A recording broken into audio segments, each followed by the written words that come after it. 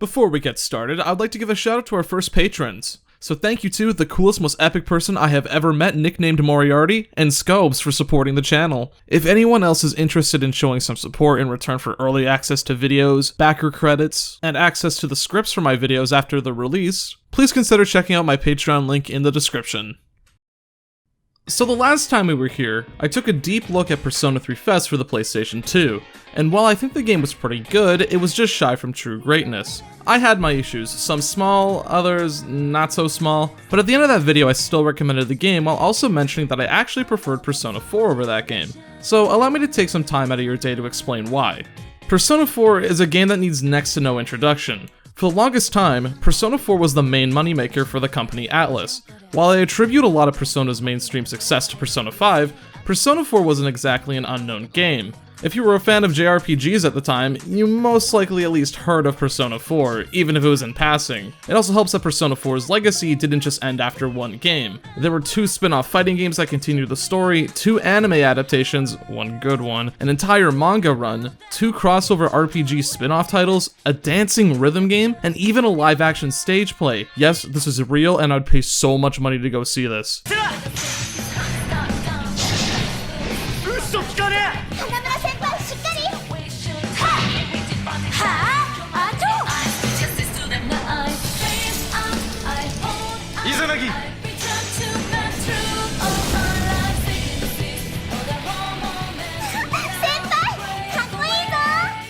Just like Persona 3, Persona 4 had a re-release featuring extra content including new social links, characters, and new personas. It was titled Persona 4 Golden. It's the version of the game that I'll be using for the basis of this video. For the longest time, Persona 4 Golden was actually an exclusive title for the PlayStation Vita, but as of recently, the game has been ported to Steam. You know what, let's talk about that for a quick second because I have a couple things I want to say about this port. I used what's called a PlayStation TV to record footage for this video. A PlayStation TV is essentially just a PS Vita repurposed as a home console. In case you're wondering why my footage looks a lot lower quality than the Let's Plays you've been seeing recently, that's why. Because I kid you not, only one day after I finished recording all of the footage for Persona 4 Golden, the Steam version was leaked, then released a few days later. And you wanna know what I did when I found this out? I fucking bought the game on Steam. Yeah, I'm serious. I bought the game again, and the port is actually pretty good. Seeing the game run at full 1080p HD and 60 frames per second is such a strange experience. The game will sometimes stutter before an all-out attack, but I'm not sure if that's because of the game or a problem with my hardware. If you plan on playing Persona 4, the Steam version is certainly the way to go. So thanks guys! After all the shilling I've done for you in the past, you repay me by making me look like a chump with low quality footage? It's a good port, but I'd appreciate a little warning next time before I put over 90 hours into an inferior version of the game. Well, anyways, Persona 4 is a very story-heavy game because it's not only a character-based journey, but it's also a murder mystery story. So going in as blind as possible will provide the best enjoyment. This video will contain spoilers for every social link as well as the main plot. This is your warning now. Please click off the video if you don't want to be spoiled. So with that out of the way, let's get started, shall we? There's a lot of setup needed for this plot, so I'll do my best to recap the first few hours. Persona 4 starts off in a very similar way to Persona 3. You play as a high school student who transfers to the rural town of Inaba so he can live with his uncle Ryotaro Dojima and his cousin Nanako Dojima for 1 year. This boy is named Yu Narukami, and unlike the Persona 3 protagonist, he isn't anything special. Narukami lived an average life back in the big city and was forced to move out of his comfort zone because his parents are going to be working overseas. While the Dojima family and Narukami make their way back to their home, they stop at a gas station. While the worker fills up the car, they offer Narukami a part-time position since there isn't much to do in the small town. Narukami has a headache after shaking hands with the gas station attendant, but he brushes it off as car sickness. The following day, Narukami tries his best to fit in at his new high school and quickly becomes acquainted with a couple of his classmates. There's Chie Satanaka, a spunky tomboy who loves kung fu movies, Yukiko Amagi, Chie's introverted best friend whose family runs the Amagi Inn. The Amagi Inn is apparently a famous landmark of the town that attracts a lot of tourists, so it's usually very busy there. And finally, there's Yosuke Hanamura. Much like Narukami, Yosuke is also a transfer student. He moved out to Inaba around 6 months before the game began because of his parents' work. His dad is the manager of a store called Juness. Think of it as Walmart, and since this is a small town run by local businesses, that makes him a bit infamous. More on that later. The first school day ends, but before the students are able to leave, An announcement plays warning everyone to stay inside. Not too far from the school, a student finds a dead body hanging from a telephone pole and informs the police. It turns out that the dead body is that of a TV announcer named Mayumi Yamano. I feel it's important to mention this now because she was involved in a scandal with a political secretary and his idol wife. So seeing that someone who has gained a lot of notoriety recently suddenly passing away from what seems like a homicide sends the town into a bit of a stir. Narukami and his new friends actually overhear this information from a few townsfolk who gathered around the crime scene. It's also revealed here that Narukami's uncle Dojima is actually a detective that was assigned to this case, along with his partner Adachi. While all of this is going on, rumors of a mysterious program called the Midnight Channel begin to spread around the high school. Apparently, if you look into a TV at midnight while it's raining outside, you'll be shown your soulmate. Since there isn't much else to do in this town, Narukami and the others try it out. Narukami isn't shown his soulmate, however, as he sees what seems to be a girl from his high school struggling against something. He has another headache and a mysterious voice begins to speak to him. Narukami touches the TV screen and is shocked to realize that he can stick his hand inside of it.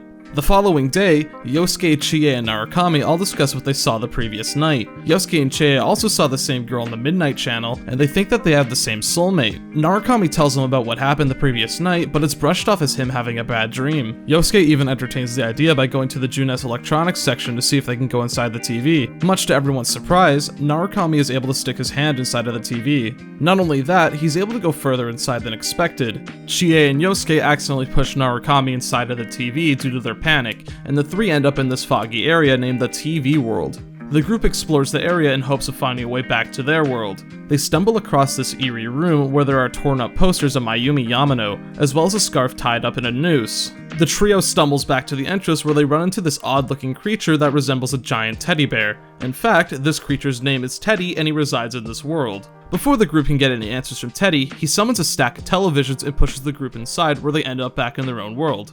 The group decides to go their separate ways and try to forget about what just happened. The following day, another tragedy strikes. The student who found Mayumi's dead body, Saki Konishi, is found dead in the morning. She was murdered and strung up alongside a telephone pole much like Mayumi Yamano. Yosuke doesn't take this news all too well because he had feelings for Saki. Yosuke believes that the TV world had something to do with not only Saki's death, but also Mayumi's, as the police apparently couldn't find the cause of their deaths. He manages to piece together that the girl everyone saw on the Midnight Channel was Saki, and what we saw that night was her fighting for her own life against something. Yosuke quickly rushes off to Junes to investigate the TV world. Narukami joins him and the two enter the TV as Chie stays behind to hold their lifeline. This goes about as well as you think. Yosuke and Narukami crash down into the TV world and run into Teddy. Teddy believes that the two boys are responsible for the recent disturbances in the TV world since they came in on their own accord.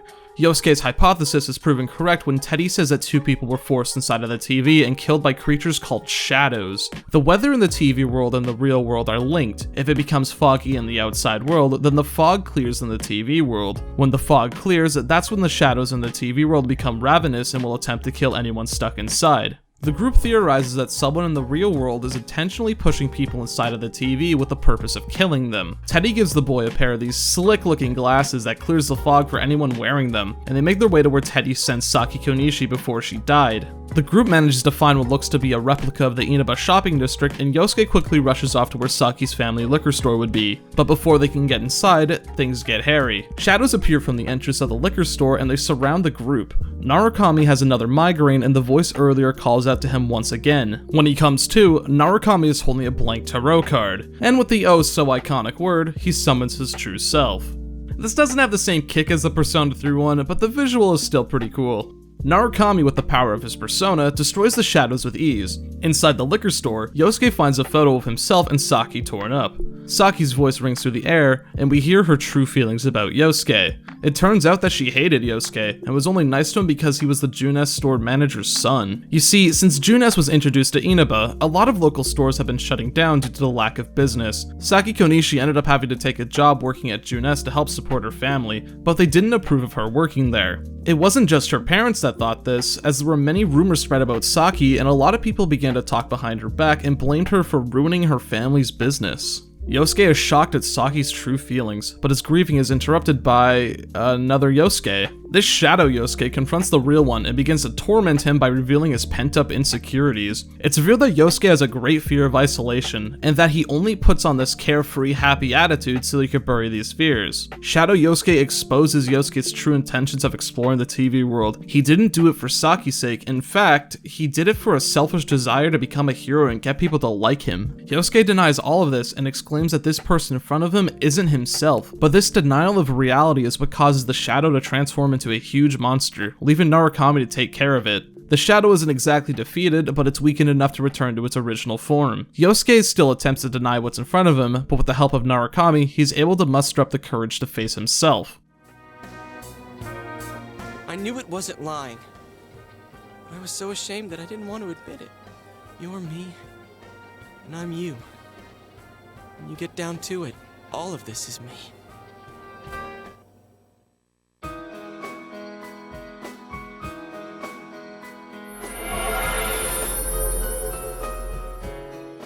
The power of a persona in Persona 4 is only obtained if you're able to confront yourself. You see, everyone has a shadow. These shadows are repressed negative qualities of the real-life counterparts and are very exaggerated. To use Yosuke as an example, his shadow represents his inner struggle with fear of isolation and his selfish action to use Saki's death as an excuse to explore the TV world, so he could have something exciting in his life. Yosuke is able to come to terms with these feelings inside of him, and he is able to accept the flaws he has. This is what transforms his shadow into a persona. This theme of self-acceptance that eventually turns into self-improvement is very prevalent throughout the game. I'll go into more detail later, but I just wanted to bring it up briefly now to get everyone up to speed. Teddy reveals to the two boys that Saki and the announcer were killed by their own shadows, since they were stuck in the TV when the fog was cleared. Yosuke hypothesizes that if anyone else is thrown inside the TV, they'll be able to save them before the fog clears. With that, a small group of investigators is born. The investigation team will save whoever ends up on the Midnight Channel by going inside the TV and rescuing them, all while trying to figure out who the culprit behind these attempted murders are. And that is the basic setup for the plot of Persona 4. That was a lot of information I had to explain there, so I'll summarize. There's a killer on the loose in the town of Inaba who has claimed the lives of two people. His method is kidnapping them and throwing them inside the TV world. Whoever appears on the Midnight Channel will be the killer's next target. Once the victim is inside the TV world, it'll be up to the investigation to go inside and rescue the person before they're killed when the fog is cleared. Along the way, the investigation team will try to attain the identity of the culprit and bring them to justice. The reason why I went into so much detail was because there's a lot of information that's required in order to understand what Persona 4 is actually about. And trust me, you got the abridged version of this because the opening of the game is around 3 hours long. It's a really interesting 3 hours, but it requires a lot of commitment to get through. Since this is a mystery story, all the pieces need to be placed at the start so they become relevant later. We learn that Narukami's uncle is a detective. It's established that the police won't be any help because of the otherworldly mechanics at play. I think that this mystery does a great job at keeping the plot always moving forward. A problem I had with Persona 3's story was that it felt like there were a lot of sections where not a lot was really going on. Sure, there were some times where something interesting is introduced or a revelation is learned. Strega comes to mind, even though I personally didn't find them that interesting as characters, but there was a lot of times in that game where it felt like you were just waiting around for something to happen rather than actively trying to pursue a goal. Granted, that was more so because of the way that narrative was structured rather than sloppy writing. It fit the story they were trying to tell in that game. Persona 4 has the characters actively participating in the investigation on multiple occasions. There are many points in the game where Narukami and the other party members will sit down at their meeting spot and discuss theories and piece together the mystery. And as the investigation team gains more members, who are actually the victims that were saved in the TV world, they're able to get closer and closer to the truth. It's not all plot all the time, however. There are parts of the story where the characters need to wait for the killer to make their next move so they can try to get the drop on him. It made waiting around also feel important, and it keeps you on the edge to see what the killer has up their sleeve next. Persona 4 follows a trend started with Persona 3 of dividing the game into two parts. There's the dungeon crawling aspect of the game where you climb floors of randomly generated dungeons in hopes of reaching the end as soon as you can. And then there's also the social simulator aspect. For the sake of not repeating a lot of what I said in the Persona 3 video, I'll mostly be talking about what's changed between the two games. I'll go over the dungeon crawling aspect of the game first. The one more battle system from Persona 3 has been brought over to this game. To give a quick reminder, the one more battle system functions like this. Almost every enemy has a weakness that can be exploited with elemental magic. By exploiting this weakness or by landing a critical hit, you knock down the enemy but also receive what's called a one more. Getting a one more means that you can take an extra turn in combat. The meta goal for every battle is to knock down every enemy so that you can perform an all-out attack and deal massive damage to every enemy. It's the same basic idea that Persona 3 had, but there's a lot of differences this time around. If you attack an enemy that's already knocked down, you won't get a one more, but there's a chance that you can make the enemy dizzy. It isn't guaranteed that you'll make the enemy dizzy, but it can be really handy if you do. Being dizzy makes it so you spend a couple of turns on the ground and are helpless. I found this the most useful when there was a really tough enemy that I got a critical hit on but couldn't exploit the other enemy's weaknesses. It will, at the very least, buy you some time. In Persona 3, skills that would hit every enemy had a 90% hit accuracy, which is much lower than the 95% the single target skills had. So skills like Zio, the basic electric spell, had a higher chance of hitting than the Mazio skill, the variant that attacks all enemies. This has been changed in Persona 4. The attack all skills now have a 95% accuracy compared to the single target's 98. Trust me, it's a much more substantial change than you think. There's another change to the attack all spells. You don't have to knock down every single enemy with the attack all spells to get a one more. Now all you need to do is at the very least hit a single enemy. On paper, this takes away a lot of the risk involved with attacking every enemy. For the most part, that's true. But because of the way dungeons are structured in this game, the type of skills you use are more important than ever. SP management is now a very important thing to consider throughout the dungeon because it dictates how long you can spend inside the TV world. It's most noticeable early game when your SP pool is very small to start with. This is to encourage the player to take breaks from dungeon crawling because whenever you leave the TV world, your SP and HP will fully restore, but you can't go back into the dungeon until the following day. This is a double-edged sword because you can use the extra time to prepare by getting new equipment and ranking up your social links, but this will drain valuable time that you need in order to finish the dungeon before the deadline. There's much more urgency now in general because if you fail to rescue the victims from the Midnight Channel, that'll be an instant game over. It's important to note that you can finish every dungeon in the game on the first day that they're available if you play your cards right. It's all about how you balance your skills, such as only using magic when you know you can knock down an enemy, and relying on items for healing. For me personally, this is where physical skills got some use, because instead of spending SP to use them, physical skills cost HP. These skills aren't new to Persona 4, but I found them a lot more useful here. Not many enemies are weak to physical attacks, but they do pack one hell of a punch, especially when you charge them up. In case you do end up relying on magic, you aren't out of luck. There are, of course, some items that can be used to restore your SP, but eventually this fox will join the investigation team after you start a social link with it. This fox specializes in SP restoration. It costs a pretty penny, but it's worth it for the full SP restore. The more you rank up the fox's social link, the cheaper the healing will be. I may as well mention this now. Social links with your party members now serve more gameplay purposes. In Persona 3, every social link was just to increase the amount of XP you earn during a fusion. But Persona 4 added some new features that make doing the party members' social links right away more attractive. When you rank up a social link with a party member, they will learn combat abilities and certain skills. These abilities are super useful, such as whenever you get a one more, there's a chance that a party member will ask to do a follow-up attack. These follow-up attacks differ between party members.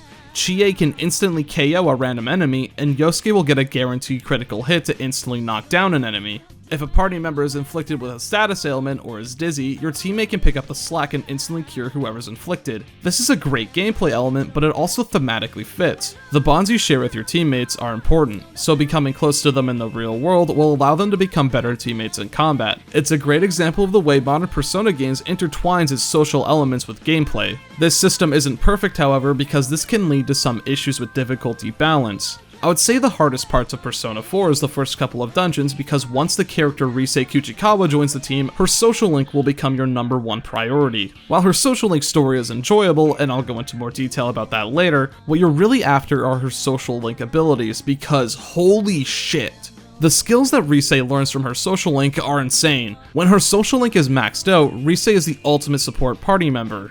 She can shield the entire party from an attack that would kill, revive the protagonist if he dies, which this alone is crazy. Rise has a chance of buffing the strength of an all-out attack at random. However, Rise's most deadly form of support is being able to periodically enter the battle and perform an action. These actions adapt to your playstyle and can range from being some HP being restored, maybe she'll give the group some SP if they're in a pinch, but sometimes she will, give the entire party a free mind charge and power charge. In case you don't know what these skills do, I'll give you a quick reminder. Mind Charge will more than double the damage you deal for one magic attack, and Power Charge is the same except for physical attacks. Only 3 party members, not counting Narukami, will learn Mind Charge or Power Charge. Chie and Kanji will learn Power Charge, and Naoto will learn Mind Charge. So it's a pretty powerful ability and makes the game much easier. Persona 4 is a much easier game than Persona 3, which can either be a good thing or a bad thing. In my opinion, Persona 4 is a hell of a lot easier, but it's actually more fun to play. For me, games don't need to be brutally hard for me to enjoy them, and I think that for the most part, Persona 4 offers a pretty decent challenge even with the Risei abilities. Obviously, it's going to be much harder on your first playthrough, and even on repeated ones, the game isn't mindless. Persona 4 takes a lot of the battle concepts from Persona 3 and streamlines them to make the overall pacing of the battles faster, easier to understand, and most importantly, having the most control over your strategy. Persona 4 bucks Persona 3's tactics menu and gives you the option for direct party member control. Some of the tactics are brought over from Persona 3 if you want to use them, but the game encourages party member control. This small change makes the battles a lot more enjoyable because now you can adjust your strategies on the fly and get more creative with the moves you want to use. No more RNG when it comes to what healing skill you want to use because of some fickle AI. If I want to use the Medea skill to heal my party, then that's up to me, not some vague heal and support tactic. A lot of Persona 3's blood still exists in this game. The fusion system in Persona 3 was basically unchanged other than some quality of life improvements. Combining personas still functions off the same rules of Persona 3, so if you understand the mechanics that were in play there, then those skills will transfer over to this one. New to Persona 4 Golden's release, you can now manually choose what skills you want to inherit, so making your ideal persona just got a lot easier. There's also this brand new fusion search function where it just takes the personas that are currently in your party and tells you what you can make with them. Some personas have been assigned new arcana. Arcana is essentially the class of the persona. A persona of the Strength Arcana will specialize in physical attacks, and persona of the Magician Arcana will be good with magic. Arcana doesn't really matter much in terms of combat, but when it comes to the social elements, that's when it's important. But you know your boy had to make some of his favorite personas because he has no life. But I also have to give a shout out to what is probably the most overpowered persona in the franchise. There's a persona of the Tower Arcana called Yoshitsune. Yoshitsune focuses on using physical attacks as well as lightning magic. He's level 75, so you'll have to be near the end of the game in order to fuse him. Why do I bring this guy up? Well, it's because of his unique physical ability called Hasatobe that he learns at level 83. Hasatobe is the best physical move in the game. It deals light damage to all enemies 8 times, which doesn't sound like a lot, but when this baby is power charged, prepare to see your enemies turn into dust.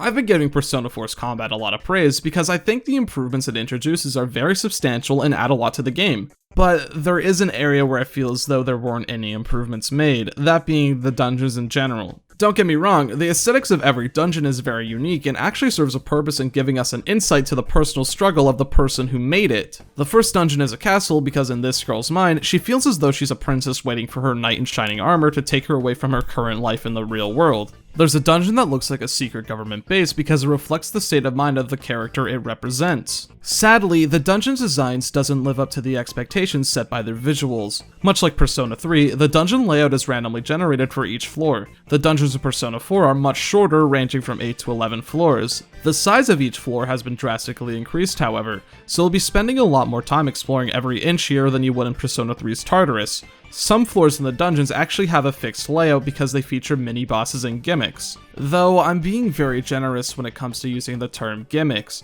It's mostly just an extra step you have to take in order to clear out the floor, such as making sure you collect a key in an earlier floor of the dungeon before reaching the end. It's very light and doesn't change a whole lot, but I guess it's there. Sadly, the level design for each floor is once again pretty bland, and because of the new camera angle, feels more cramped. I'm not sure if this is because of budgetary reasons or because Persona 4 is definitely built off Persona 3's engine, but we're once again back to having pre-made chunks of level being remixed for every floor. While the aesthetic of the dungeon changes drastically, the level design all ends up very similar. There's a lot of hallways and doors that go into side paths. It's functional, but in terms of gameplay, it all ends up feeling the same, so the exploration isn't winning any rewards anytime soon. The only time I think that this blocky design fits with any of the aesthetics is with the 4th dungeon because it's based off of a retro video game, so it's intentionally trying to be very grid-like in order to match the way Atlus designed their old games. Persona 4, while taking a lot of its core ideas from Persona 3, changes a few things in the way it structures in content to make it a different experience. Persona 4 still has the characters live a double life of exploring the mysterious TV world while at the same time keeping up with their studies and relationships. However, there's one alteration that completely makes the player rethink their schedule. Tartars from Persona 3 could only be explored at night, making it so that you can at the very least work on one social link per day. There was also a mechanic where the character's condition will change to different states, but there wasn't a lot to worry about since Tartars could be explored at your own pace. Persona 4 removes the tired mechanic, making it so you can explore the TV world whenever you want, which makes it sound like it would be a lot easier to manage. However, you can only explore the TV world during the daytime, and when you return, you're unable to do any other actions for the rest of the night. This change means they have to make a choice every day to either progress on the dungeon or use the day to work on your social links. The social system has been expanded, so instead of having 3 social stats, there's now a total of 5. There's courage, knowledge, understanding, expression, and diligence. Much like Persona 3, your social stats are important for starting social links as well as performing well on the school tests. Unlike Persona 3, however, there's much more emphasis on this system. Certain dialogue options can only be picked if you meet the required social stat, such as having enough diligence to stay extra late while tutoring a kid, or the most relatable scenario in the world, having enough courage to ask a girl for her phone number instead of using some lame excuse.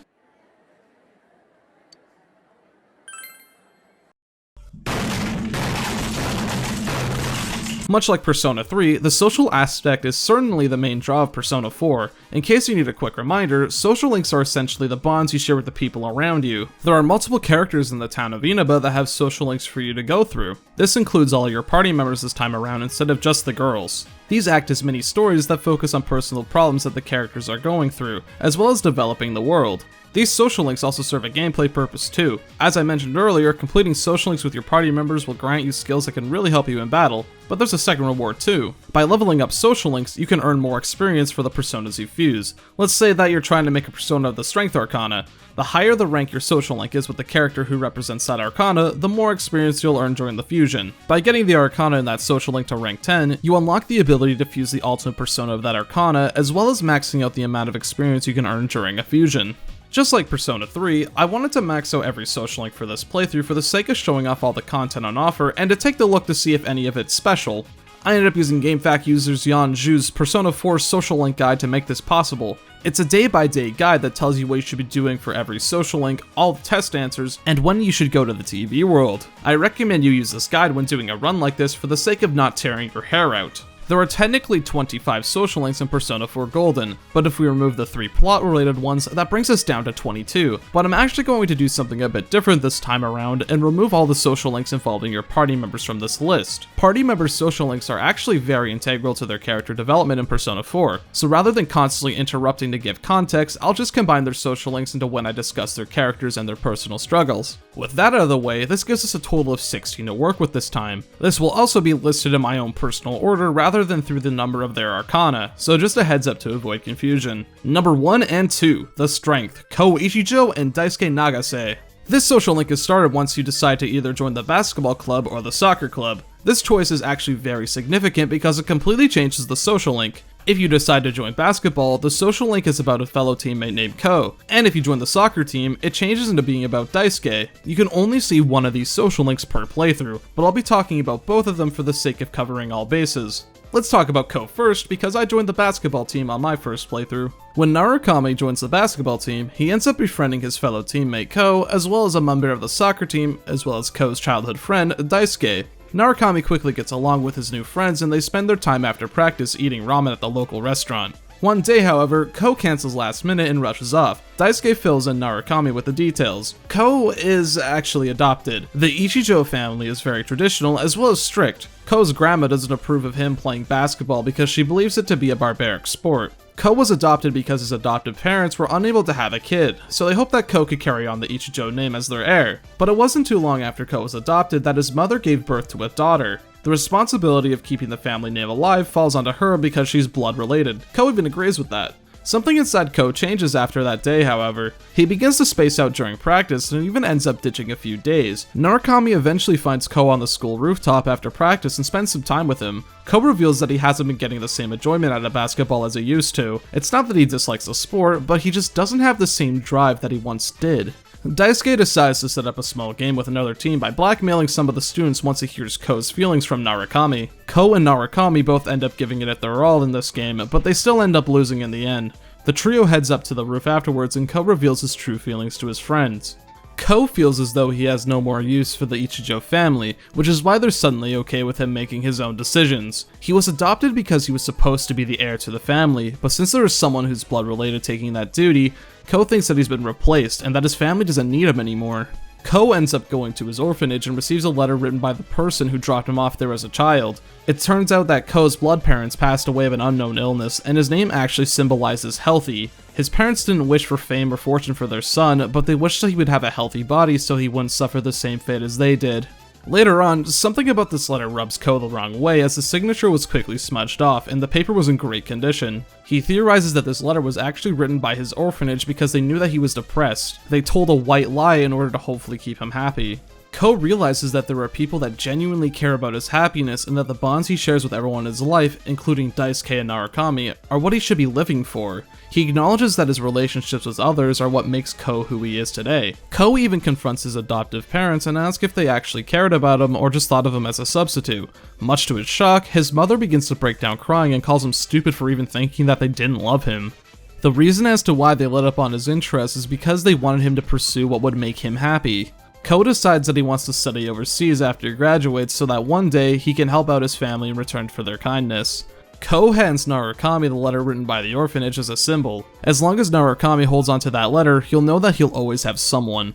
Ko's story is one about the fear of neglect. He's afraid that his adoptive family will stop caring about him because a new child entered their life. I think it does a great job at showing us how Ko certainly feels about his situation, but we sadly only get to see glimpses of his relationship with his family, even though it's a core part of the story. And these glimpses are only told to us rather than shown. We learn a lot about Ko, which is super important. It's his story after all. But there's a lot of stuff that's implied off camera. I think it would have been great to see firsthand what it's like for Ko to be at the Ichijo home, but this could be a limitation due to budget, sadly. I think where it matters though, Ko's story does teach a valuable lesson, that being that you're never truly alone. Your relationships are what define you, not the name that you're given. If you decide to join the soccer club, the story will instead focus on Daisuke. When Narukami first joins the soccer team, most of the team members give him zero respect, much to his new friend's dismay. Daisuke hatches a plan to train Narukami himself because he's actually fantastic at soccer. Narukami manages to prove himself to the rest of the soccer team after Daisuke's coaching, and ends up being accepted and treated as an equal. Not too long after this, Daisuke begins to slack off during practice. For some reason, he doesn't seem to be giving it his all anymore. Not only that, but even though he seems to be popular with the girls in school, he constantly blows them off and gives them the cold shoulder. Ko and Narukami have a discussion about this at the local restaurant. Ko says that Daisuke used to talk about girls in the way every other guy does, but now it seems as though he can't stand them. Ko believes that this attitude is surfaced because of Daisuke's previous breakup in middle school. Apparently, Daisuke was dumped because he refused to become intimate with her, even going as far as refusing to hold hands. Ko hatches up a plan to go on a group blind date with Narukami and their friend in an attempt to get Daisuke over his fear of commitment. This plan doesn't go too well as Ko confronts Daisuke about his problems and the two begin to argue. Narukami steps in and calms down the two. Ko tells Daisuke that he knows how he's feeling. He knows that Daisuke is afraid of being rejected again and that any effort he puts forward will result in failure, not just in relationships, but even in his hobbies like soccer. The trio heads towards the riverbank and Daisuke admits that Ko is right. Daisuke really did like the girl that he dated back in middle school, and in fact, he still has feelings for her. He was just afraid of expressing them to her because he was scared of rejection. Ko tells Daisuke that nothing will be settled unless he talks to his ex-girlfriend one more time. Daisuke takes Ko's advice to heart and talks to his ex after practice the next day. We don't get to see the entire conversation between the two, but it looks like they managed to patch things up. Daisuke's ex cuts the conversation short, however, as she made plans with her new boyfriend, who just so happens to be on Daisuke's soccer team as well. Yikes. Even though Daisuke was rejected, he takes this in stride because he's still happy that he solved their issues, even though he did want to get back together with her.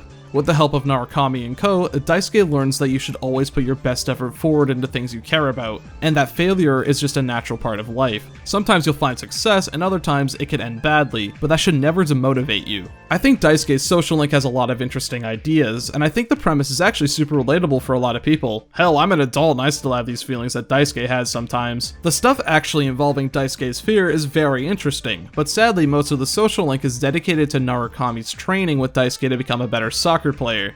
It wasn't until you reach rank 6 out of 10 when the real plot kicks off. That's far too late in my opinion. There are a couple of points where we do get to see firsthand Daisuke's fear of women and failure, but it's only brief. Between the two characters, I drastically prefer Ko's story, because we get to know more about him firsthand rather than just being fed information. Sure, that one also suffers a bit from telling us a story rather than showing it, but there's still a concrete goal from the start of the social link that's developed through its runtime. I think Daisuke's problem is much more relatable than Ko's, but I think that Ko did a much better job at executing a story where we care about the character more. Daisuke is very shut off from his problem, which was the intention no doubt, but it doesn't make for a very compelling plotline. Daisuke's story on its own is fine, but there wasn't enough time given to Daisuke's thoughts and feelings to make this one as memorable and as impactful as Ko's. That's not to say it's bad, but there's a lot of missed potential. Something that both social links really do well, however, is showing us the bond that Ko and Daisuke share. I find their friendship very believable and organic, which really adds a lot to both variations of this social link because we see that these characters genuinely care about each other. Number 3. The Moon, Ai Ebihara. This social link can only be started after you reach a certain rank in the Strength social link. Ai Ebihara will become the team manager of Narukami's team, but she makes it clear that she's only doing it because she skipped too many days of school. Let's just assume that she's managing the basketball team to make it easier. If your courage is high enough, you can actually skip class with her, which starts Ai's social link. Ai seems like a very stuck-up person at first. She's very materialistic and cares a lot about her appearance.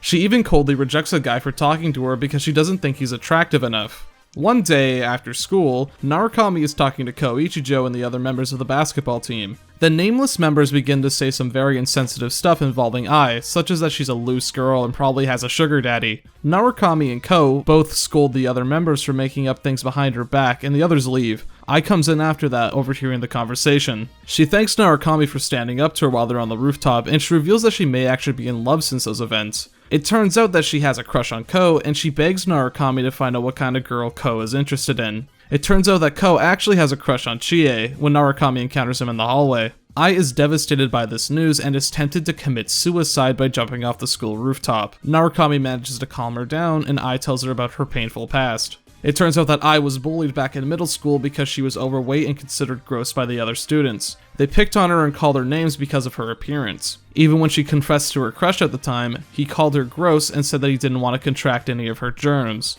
Ai's dad came across a fortune one day, so he and his family moved to Inaba, and Ai used this as a fresh start for her. She began to diet and study fashion magazines religiously, causing her to completely lock away her old self so she can be as likable as possible. By the end of the social link, Ai comes to terms with her true feelings and admit that she only skips school and wore fashionable accessories for the purpose of getting attention from others. This didn't give her the happiness she wanted, but with the help of Narukami, she was able to face that part of herself. She drops the facade of being this desirable girl and lets the true Ai Ebihara back into her life. I enjoy Ai's social link. It shows how destructive insecurities actually are, and that what Ai didn't know she wanted was actually right in front of her the entire time. The companionship she wanted came from just being herself and not because she worked hard to look as attractive as possible. It's a simple story. It's not the looks that matter, it's what's really inside that counts. It's hard to write a character that's very unlikable by intention and win people over into caring about them, and sometimes I think that they try a little too hard to make her a bitch. But it's clear that her attitude comes from past trauma from bullying rather than some sort of superiority complex.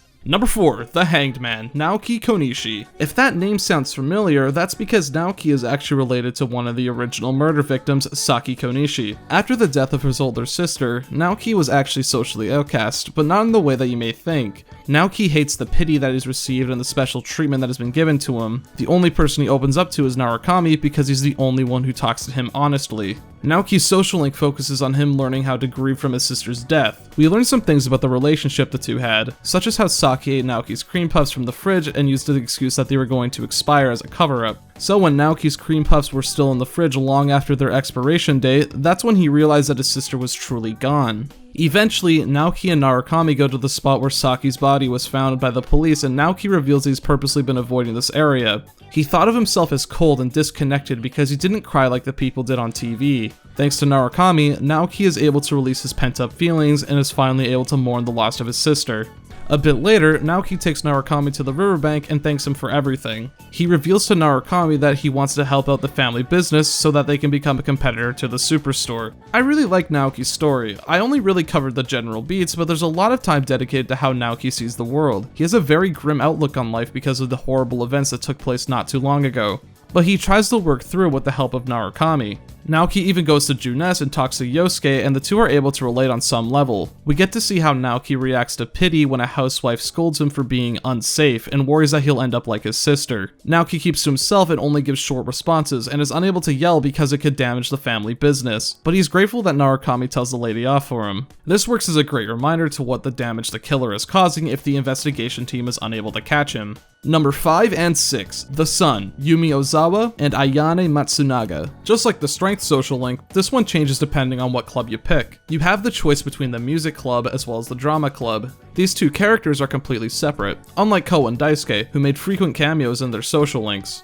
If you decide to join the drama club, you'll start a social link with Yumi Ozawa. Yumi is an ace at the drama club. She takes charge and really gets into her role. She goes above and beyond and helps Narukami practice even after the rest of the club leaves. Yumi does take her roles very seriously, however, since once she's chosen to be the lead female actress for a play, she almost completely disregards her friends and family just to stay focused on her training. One day, Yumi is informed that her mother has collapsed and is in the hospital. She rushes off and Narukami follows closely behind. It turns out that Yumi's mother lied to her daughter in order to get her to the hospital because Yumi's father is actually the one who's in trouble. Yumi's father divorced his wife so they could be with another woman, and Yumi resents him for it. She wouldn't have gone to the hospital if she knew the truth to begin with, so the white lie was necessary. At first, Yumi is upset at Narukami for eavesdropping on him, but ends up appreciating the company. Yumi begins to stop going to the drama practice and eventually decides that it might be the best if she quits the drama club and get a job to support her mother. Yumi's mom began to overwork herself so she could support Yumi and her dying ex-husband. She ended up collapsing and stayed in the hospital from exhaustion. Yumi's father desperately tries to reconnect with her daughter during her visits, and Yumi becomes conflicted. She hates her father for abandoning her mother, but she's thankful for her own birth. She doesn't have the chance to thank him in person because during one of the hospital visits, Yumi's father passes away, but not before he apologizes to his daughter about not being there for her. Even though Yumi doesn't forgive her father, she still sobs because of his death. During the next drama practice, Yumi is zoned out. She doesn't even notice the practice is over until Narukami points it out. Yumi then realizes why she devoted so much time to acting. She used it as a coping mechanism to hide her sorrow away. It was a chance for her to pretend that her life was different, and this was her way of escaping. After realizing this, Yumi decides that she'll be quitting the drama club so that she can use her free time to support her mother. She thanks Narukami for listening to and supporting her. Yumi, throughout the social link, is shown to be very conflicted about her feelings towards her father. Even though she says she hates him, I think part of Yumi at least still cared about him. I like this story, but Narukami is less of an active force in this story and more so of an observer. What I mean is, there aren't many choices that are made by Narukami that changes the perspective of Yumi like the other social links do. He's more so just a shoulder to cry on, which could be a nice change of pace for some people because sometimes all you need is someone to just be by your side during rough times. There isn't much of a discernible lesson this time around either. It's revealed near the end that Yumi used acting as an escape, but there aren't any examples of this happening during the social link. In Daisuke's social link, we get some first-hand experience how his fear of failure affects him. Yumi doesn't have any moments like this that really show how engrossed in acting she gets. We do see a scene where she really gets into her role, but because it's unclear whether she's using this as a coping mechanism or not, I just assumed that was because she was a talented actor. Joining the music club means that you'll form a bond with one of the trombone players, Ayane Matsunaga. Ayane is basically the opposite of Yumi. Yumi is very talented and outgoing, while Ayane struggles with her instrument of choice, so she ends up not being selected for public performances. One day, the other trombone player ends up injuring his arm, so Ayane has to fill the role for him. Even though the song that was picked has a trombone solo, the captain encourages her on and believes that she'll be able to do it. Ayane, with the help of Narukami, begins to practice and she actually begins to improve a lot from where she started. On the day of the public performance, the trombone player who injured himself, Takeru, arrives and announces that he made a full recovery and is able to play. Despite the fact that everyone is okay with Ayane taking the role, even Takeru himself, she decides to back down and give the job back to him. Ayane beats herself up over this decision. Her dream was to become an accomplished musician, but the moment she had her potential big break, she let it go because of her inner self-esteem issues. She decided that she'll need to be more selfish, but not in a destructive way. She learns that she'll need to go for certain opportunities rather than backing down and letting other people take them. Yeah, this one was just okay. It's a simple story for what is a very common issue that people have. Something that I noticed is how similar the club stories actually are. There's Ko and Yumi, whose stories are about family relationships, and then there's Daisuke and Ayane, whose stories are both about self-esteem problems. Though Daisuke's are from a past experience that affects his life and relationships, and Ayane's is more so just her growing out of her bubble. Ayane's self-esteem isn't something that really comes up in the social link until near the end, as in the moment she steps down from the role. It's not established beforehand, so it just sort of comes out of nowhere. Unless you count her wanting to play the flute instead of the trombone so she can blend in in as a good way of showing her struggle, which I personally don't because of how minor it is. I think what would have improved this social link would have been having more emphasis on her self-esteem from the get-go. It's honestly the same problem I have with Daisuke's, and much like that one, I prefer their counterpart social links. Maybe I'm just a bigger fan of seeing stories that involve family issues. Speaking of which... Number 7. The Temperance. Iri Miname. Something new to the franchise starting with Persona 4 is the introduction of part-time jobs Narukami can take. These jobs require a certain social stat to be at a certain level in order to take. It's a decent way of earning money while at the same time working on social links. Narukami takes up the part-time job while working at a daycare and meets a child named Yuta, as well as his mother Iri. On the way home from work one day, Narukami comes across Iri and begins to talk to her. Iri hints at a strained relationship between her and Yuta because the two aren't actually related by blood. She's Yuta's stepmother. Iri's husband is working abroad, so it's just her and her stepson. Iri's husband actually already had Yuta as a son, and she didn't know until the day the two got married. At first, she didn't mind the idea because that would mean she'd be a stay-at-home mother, but she doesn't seem to be making the effort to connect with her new son. Rather than trying to talk to her son, she subscribes to these spiritual theories of destiny being set in stone, so she thinks that any efforts to close the distance between the two would be pointless. We even see this from Yuta's perspective as he himself doesn't try to communicate with Iri, even if it's something as simple as asking to use the TV. This lack of communication causes the two to become even more distant than before. Narukami notices that Yuta has an interest in a fictional TV series called Featherman R and suggests to Iri that she buys him a toy based off that show. This actually does a bit in improving their connection as Yuta asks Narukami what he should do in return for her kindness. These happy times are cut short, however, as Yuta's teacher berates Iri because Yuta's a poor student who's prone to violence, which is something Iri buys into. As Iri begins to cry to herself, Yuta mistakes this as Narukami bullying her, and the kid fucking decks him in the stomach. Strangely enough, this actually brought Iri and her stepson closer as Yuta referred to her as his mom for the first time. Yuta finally accepts Iri as his mother, and she admits to Narukami that all the labels people gave Yuta were not true, and he's actually a really sweet kid. Iri realizes that she fell into believing what other people said about Yuta because she was afraid of facing her son due to the insecurity of not being his biological mother. At the end of the social link, Iri reveals that Yuta is being pulled from the daycare of his own volition, so that he and his mom can spend time together and become closer.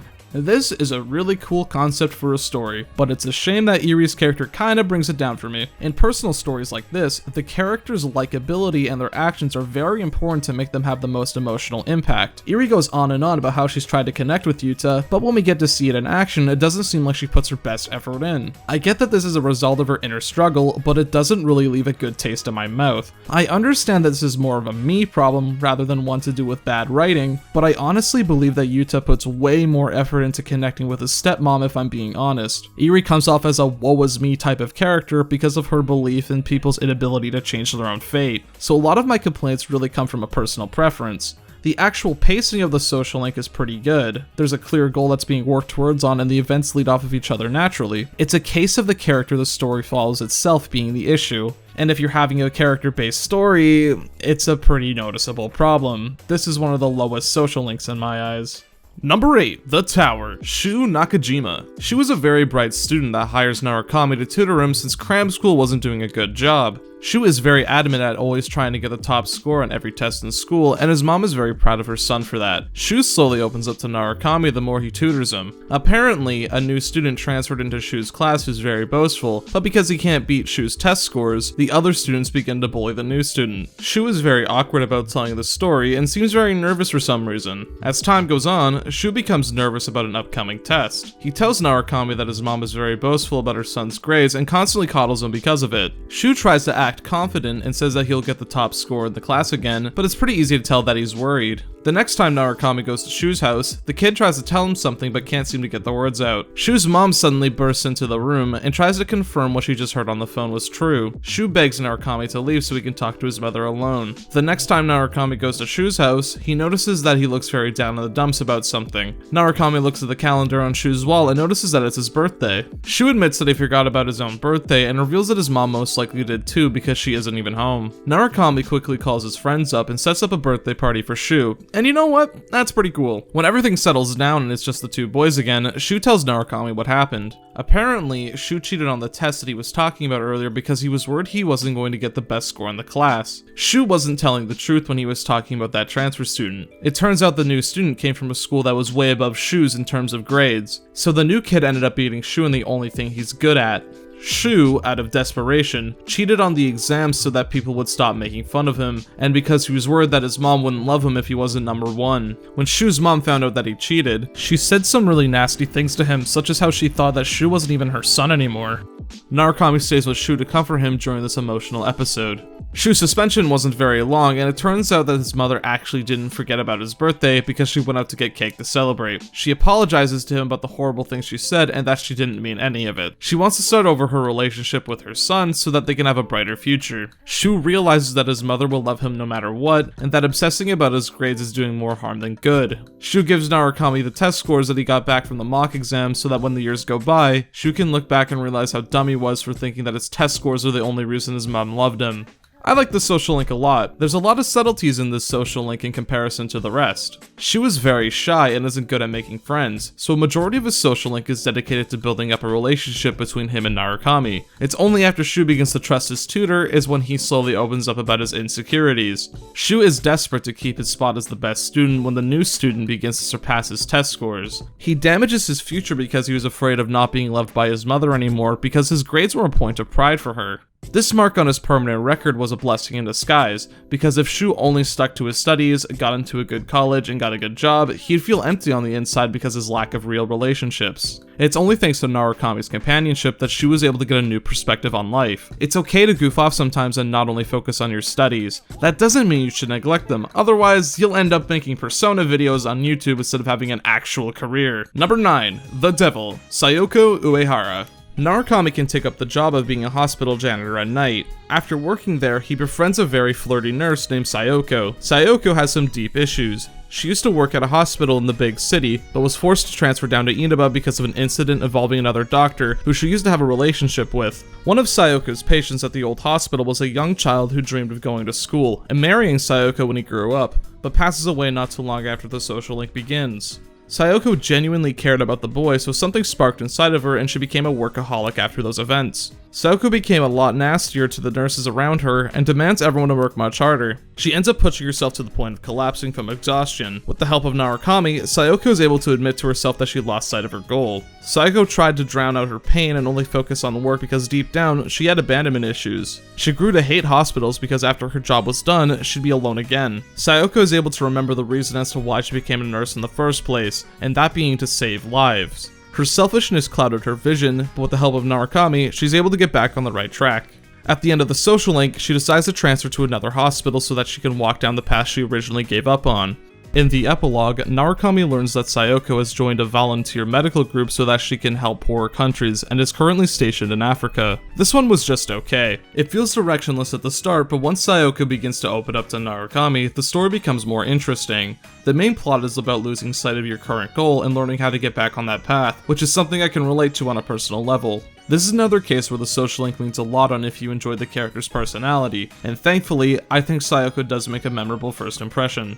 Number 10. Death, Hisano Kuroda. Hisano's social link can be accessed once you worked at the hospital enough times. Narukami learns that she spends time down by the riverbank on Sundays. Hisano is an elderly woman whose husband recently passed away due to an illness. For some reason, Hisano believes that she's death itself, but it isn't clear at first why she thinks that. This social link focuses on Hisano telling Narukami about the relationship the two shared, because Narukami reminds her of her husband when she was young. Hisano's husband was an actor that would visit Inaba once a year during his tours. Hisano took interest in him and the two hit it off really well. They'd even send letters to each other in order to stay in touch until the following year when he would return to Inaba. Eventually, Hisano's husband quit his acting job so he can work in Inaba, as well as take the opportunity to marry Hisano. Hisano reveals that not too long after the two became married, her husband began to suffer from Alzheimer's. As the days went on, his memory of Hisano and his love for her began to deteriorate. Hisano thought it was her duty as his wife to look after him through all of this. It got to the point where every day, Hisano's husband would ask who she was even though she constantly reminded him. This tormented Hisano to the point where she wished for his death, because she believed that her husband died the day his memories were forgotten. Hisano's husband passed away beside who he thought was a complete stranger, but in reality he was with his wife until the very end. This was the reason as to why Hisano thought she became death itself, because she wished for him to pass away and go to God. Through her conversations with Narukami, she's able to realize that she isn't some personification of death, but she needs to live out the rest of her life as Hisano because it's what her husband would have wanted. She thanks Narukami for helping her find new meaning in life and reminds him that he should live his life to the fullest because that's what his loved ones would want. I really like this social link. It's a very personal story that's portrayed really well. Hisano does deeply care about her husband, and most of the tragedy behind this social link comes from how she deals with her husband's amnesia. The fact that even though she was in a lot of pain from seeing the man she loves forget about her, but stays by his side because the love they once shared really says a lot about her character. There's a point where Narukami looks for the old letters that Hisano and her husband used to write each other because Hisano accidentally sold them during her store clearance. And when Narukami gets them back, Hisano wants to burn them immediately because she doesn't want to feel the pain of remembering their time together. It's some sad shit, but that's what makes it more memorable and personal. Number 11, The Hermit, That Fox at the Shrine. This one is kind of weird. You remember that fox that I mentioned earlier? The one that can regenerate your SP for a fee? Well, that fox acts as a social link on its own, but it's different than what you would think it would be. This fox doesn't really tell a story, but it's more so just an excuse to get you to do side quests. Once you complete the quest that the fox gives you, the social link rank will increase. The higher the social link rank, the less money it'll cost for you to regenerate SP in the TV world. The only amount of story this one has is once Narukami completes all the requests for the fox. Many offerings are made to the shrine for gratitude. That money is eventually spent on renovations. This unlocks the ability to pray at the shrine to become closer to people faster than usual. There's not a lot to say about this one since it's all depending on doing side quests. These aren't really that interesting because it really only amounts to just going around and talking to people on certain days. It's more so just busy work that you have to remember to do in between days. The only interesting one in my opinion is having to catch the sea guardian fish because there's an entire fishing minigame surrounding it. The fox is certainly my least favorite social link because there isn't a whole lot to think about or examine. It honestly feels like a wasted social link slot that could have been filled by one of the alternate sun or strength social links. Number 12, Justice, Nanako Dojima. Nanako is Narukami's 6-year-old cousin that you meet at the start of the game. After an event where Narukami and his friends take Nanako to Junes when Dojima cancels their Children Week plans, the social link with her starts. Nanako spends a lot of time at home alone. Her mother passed away because of a car accident, and Dojima has recently become very busy because of the TV world murders, as well as another case that I'll get into later. Because of Dojima's absence, Narukami spends a lot of his free time with his cousin to keep her company. Since Nanako is a very impressionable kid, she believes that her father's absence comes from a place of hatred. She believes that Dojima doesn't love her and that he cares about his job much more than her. Narukami tries to tell her that he only stays out all the time because he wants to make sure that she is safe, but the message doesn't seem to get through to her. Nanako tells Narukami of a student-teacher meeting that will be happening at her school, but she thinks that Dojima won't be able to make it. Narukami encourages her that he'll be able to if they ask together. Since Dojima is very caught up in his current case, he struggles to find a time that he'll be able to show up to Nanako's event. She doesn't take this too well and runs away from the house, saying that Dojima isn't her real father. Dojima and Narukami eventually find Nanako, and Dojima requests Narukami to talk to her alone since she'll be more willing to listen to him speak right now. Narukami tells Nanako that Dojima is worried about her, and that he was the one who managed to find her. The two share a heart-to-heart where Nanako expresses how much he misses her mother, and believes that Dojima doesn't even remember her because he took down all the photos of them together as a family. With the help of Narukami, Nanako is able to realize that her father does deeply love her. Dojima even filled out the parent-teacher report saying that he'll be able to show up anytime that they want him there. Narukami also shows her a photograph that was with the paper. It's a picture that was taken when Dojima, Nanako, and her mother all went to go pick flowers together. That's when Nanako finally understands that Dojima is also lonely because of the absence of his wife. Nanako now knows that she'll also have to be there for her father because he deeply misses his wife. This social link is rather unique because it focuses on how a strained relationship between parents and their children can really mess them up. Nanako is 6 years old, it's important to remember that, so she doesn't fully grasp the importance of Dojima's job. In fact, she doesn't know what's keeping her father so busy. But because she's so young, this neglect from her father has left a huge impact on her. Narukami being there for Nanako to comfort her was the thing that she needed most. The most important lesson Nanako learns is that just because her father is absent, that doesn't mean he doesn't love her. It may sound like I skimmed over some information, but that's because this is technically one side of the story. This social link was certainly intended to be completed alongside the next one because the two intertwined. Number 13, the Hierophant, Ryotaro Dojima. Ryotaro Dojima is Narukami's uncle who works as a detective. His social link revolves around an unhealthy obsession he has with an old case and how it's affecting his relationship with Nanako. The more time Narukami spends with Dojima, the more we see that he's been neglecting his daughter, not out of malice, but because of his inner pain. Nanako reminds Dojima of his wife, who tragically died in a hit and run a few years prior. Since the person responsible was never identified due to a lack of witnesses, Dojima has taken up the responsibility to bring this person to justice in his own time. Though this comes with the consequence of not being able to spend a lot of time with his daughter. Dojima eventually turns up empty-handed, and with the help of Narukami, he realizes something important. Dojima was afraid of confronting Nanako because he was stuck in the past and was unable to accept the death of his wife. Seeing how his daughter has changed made Dojima afraid of being left behind again. In fact, he was scared of even taking Narukami in because he didn't want to become a family again. Dojima is afraid of losing what he has. Dojima gives up on chasing loose ends and vows to spend more time with his daughter. Dojima gives Narukami the coffee mug that his wife used to symbolize that Narukami is now a part of the Dojima family. Nanako and Ryotaru's social links complement each other really well. We learn what exactly was keeping Dojima away from spending time with his daughter, as well as his own insecurities. All the while how we see Dojima's absence has been affecting his daughter. Between the two, I prefer to see Dojima's perspective because it's a pretty tragic story of a man whose obsessions have been ruining his relationship with his daughter. And the fact that we have an entire social link dedicated to the perspective of Nanako really enhances the story of Dojima's. It's pretty much integral to play through both of them because that's how you get to see the full picture. And correct me if I'm wrong, but this is the only social link in the series that does this sort of thing to an extent. Excluding the party members, Dojima certainly has my favorite social link in the game. Number 14, The Jester, Toru Adachi. I briefly mentioned him earlier, but Toru Adachi is Dojima's partner at the police station. This is actually a brand new social link that was added in Persona 4 Golden. Adachi is a bit of a slacker and doesn't know when to shut up, which is actually used to the benefit of the investigation team since he accidentally reveals information to the group involving the case.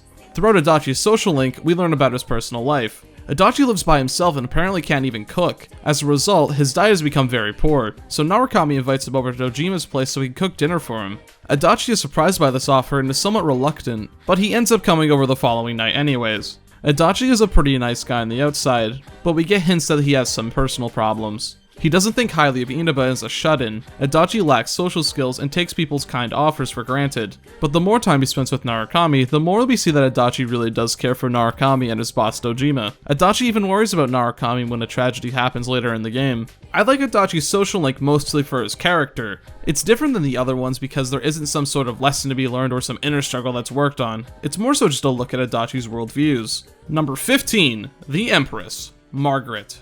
Persona 3 featured a set of quests from Elizabeth where you had to fuse a persona with a specific skill to get a reward. Persona 4 brings us back and acts as Margaret's social link. The intent is to give an idea of what exactly you can do with the fusion system. The personas you have to make are relatively good, especially the trumpeter with Mind Charge, but this is another case of the social link being focused on gameplay rather than story.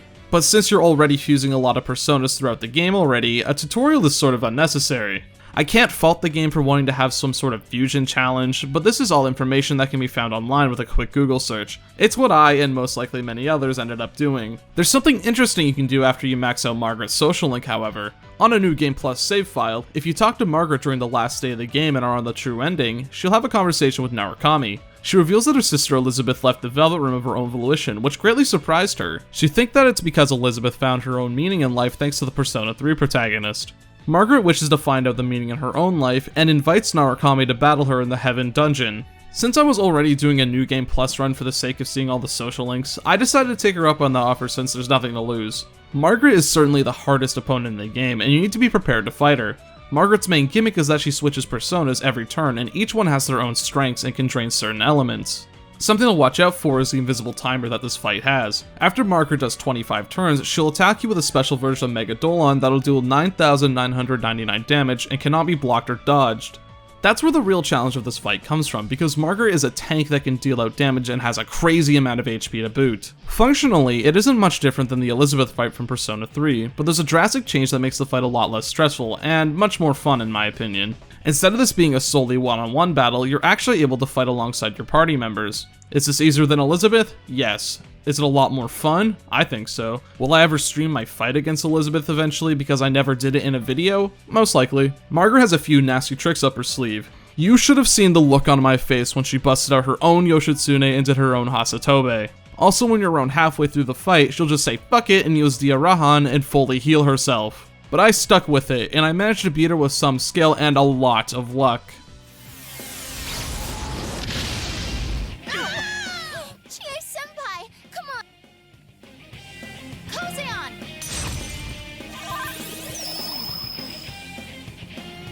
Just watch.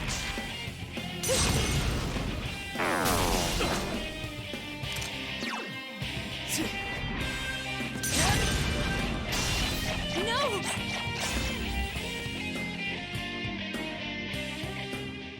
When Margaret is defeated, she understands why Elizabeth decided to leave and tells Narukami a story. Elizabeth left the Velvet Room because someone close to her sacrificed his life in order to become a seal. His soul acts as a barrier that is protecting mankind from the ultimate destruction, and she plans on gathering the people closest to him in order to save this boy from his fate. Narukami managed to show Margaret the limitless potential of mankind and has opened her eyes to it, much like her sister before her. It's pretty obvious what this is referencing. Number 16, the Aeon, Marie. Marie is a brand new character that was advertised with Persona 4 Golden. She's a mysterious girl who's suffering from amnesia and takes residence in the Velvet Room, offering her assistance with skill cards. Skill cards are as simple as they sound. They're expendable items that can be used to teach any persona you have the skill listed. Giving them to Marie makes it so you can purchase as many copies of the skill card you want. Marie's social link focuses on her journey of regaining her memories, as well as experiencing the world outside the Velvet Room. Throughout the social link, she'll become acquainted with everyone from the investigation team and begin to learn what it's like to live in this world. It's about halfway through when the social link really begins to focus on the mystery of Marie's past. See, she has this comb in her bag that she doesn't know the origin of or why she even has the thing. The inscriptions on it apparently mean separation, which triggers something inside of Marie, but she quickly forgets about it before she can recall the memory. Marie becomes frustrated at the fact that she has these flashes of memories but quickly forgets about them, but Narukami helps her realize that her old memories don't matter, and that she can create new ones for her to treasure. Marie gives Narukami the comb as a symbol that she'll be moving forward from her mysterious past so that she can focus on the future.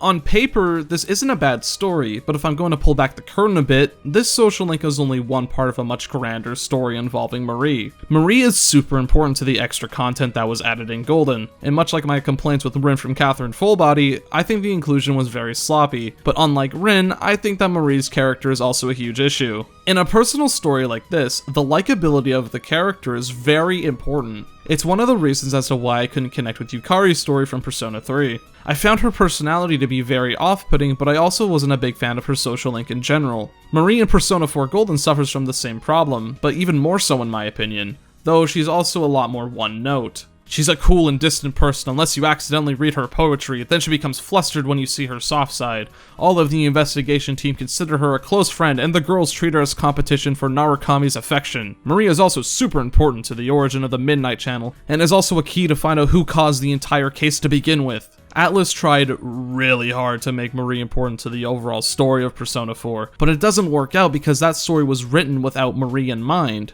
I'll save more of this for later because there's a lot of context from the main plot that's needed to explain why it just doesn't work. Since I'm on the topic, I may as well talk about something a bit more controversial, that being the extra scenes that Persona 4 Golden adds to the game. The original Persona 4 had a very specific mood to it by intention. You lived in a small town with not much to do other than to hang out with some friends or work a part-time job to pass the time. Every once in a while, there will be an event to add some extra spice to the world, such as having a school camping trip or spending the night at the Amagi Inn. Persona 4 Golden added a couple more of these scenes, and I'm honestly very mixed. While yes, this gives us more time to explore how the characters would react in certain scenarios, and are for just plain old fun, but there are some scenes added here that really conflict with the tone of the original game. There's a scene where Narukami and his friends go to the beach during summer. That's totally fine and it expands on an earlier scene where the characters all get their scooter licenses. But then there's stuff that doesn't really fit too well, such as a point where the group forms a small band to play a Juness because an idol cancelled last second. This event goes on for a few days with the characters practicing the song and even doing a live performance with a fancy anime cutscene. This feels like a filler episode straight out of an anime or something. And there's also a point near the end of the game where the group goes on a ski trip. Like, where the hell even is this place in relation to Inaba? It kind of shatters the aspect that this place is a shithole with nothing to do when, well, there's actually a lot to do. It feels sort of cliche and that they're leaning too hard into anime tropes with the inclusion of these scenes. The modern Persona games all have anime tropes in them in some form, but they never overshadow the points that the games are trying to make. There's the wacky hot spring scenes, a group date cafe, and the point where the boys try to pick up girls with their scooters. These are all to add points of levity in the story, but Golden takes it too far in my opinion. There's a murderer on the loose, guys. Can't we save the band rehearsals for later? A common piece of criticism against Persona 4 Golden, and by extension the original game, is the fact that tonally speaking, the game isn't nearly as dark as the other games before or after it, which is something I won't deny. Just look at Persona 4 Golden's opening movie and compare it to Persona 3's, and see the drastic tonal difference between the two games. I agree that Persona 4 isn't nearly as dark as Persona 3, but is that really such a bad thing? Sure, there's a lot more moments of levity, but that doesn't mean that the story being told is bad or doesn't take itself seriously. It really doesn't matter to me what the tone of the story is, as long as it isn't inconsistent or poorly told. With that being said, I think the social links are a huge step up from Persona 3 because almost all of them have their own unique story and are memorable in their own ways. The only ones that I think are bad are Margaret's and the Fox's because they don't really tell a story and just exist for gameplay purposes. There's also the case with Marie where I don't really think highly of her social link because I'm not a fan of her character, and as I said, I'll have more to talk about with her later. To quickly reiterate, I purposely skipped over the social links involving the party members because unlike Persona 3, the social links for the group acts as their character development, so I think it's fitting to combine that in with the character discussions. So let's start off with our first party member, Yosuke Hanamura. I'll quickly get everyone back up to speed since it's been a while since I mentioned the plot. Narukami meets Yosuke not too long after he starts school and the two hit it off nicely.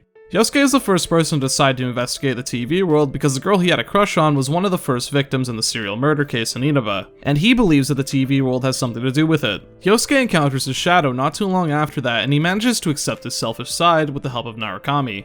It's interesting to note that the characters' personas all share design aspects that their shadows have. Yosuke's persona, Jiraiya, is wearing a scarf that floats like a cape. His shadow also had this during its boss fight. This is supposed to symbolize Yosuke's inner desire to become a hero, which eventually led into his selfish desires. Yosuke takes a lot of charge in the investigation after that. He comes up with a lot of theories and arguably does the most critical thinking out of everyone in the group. Throughout Yosuke's social link, we see that he still has feelings for Saki, even though he knows that she didn't return them. This all culminates in Yosuke blowing up at his coworkers for constantly badmouthing her. Yosuke then tells Narukami that when Saki died, he tried his hardest to forget about her. He wanted to forget that he was stuck in a small town where he was considered an outcast because of his family's business. He tried to bury those emotions deep inside of him because he wanted to be someone special. With the help of Narukami, Yosuke is able to realize that even if he never knew it, he was special to the people around him. Yosuke grew to love the town of Inaba rather than resenting it because of the bonds he now shares with his friends. Yosuke talks to Narukami down by the riverbank and reveals that deep down, he didn't trust him at first.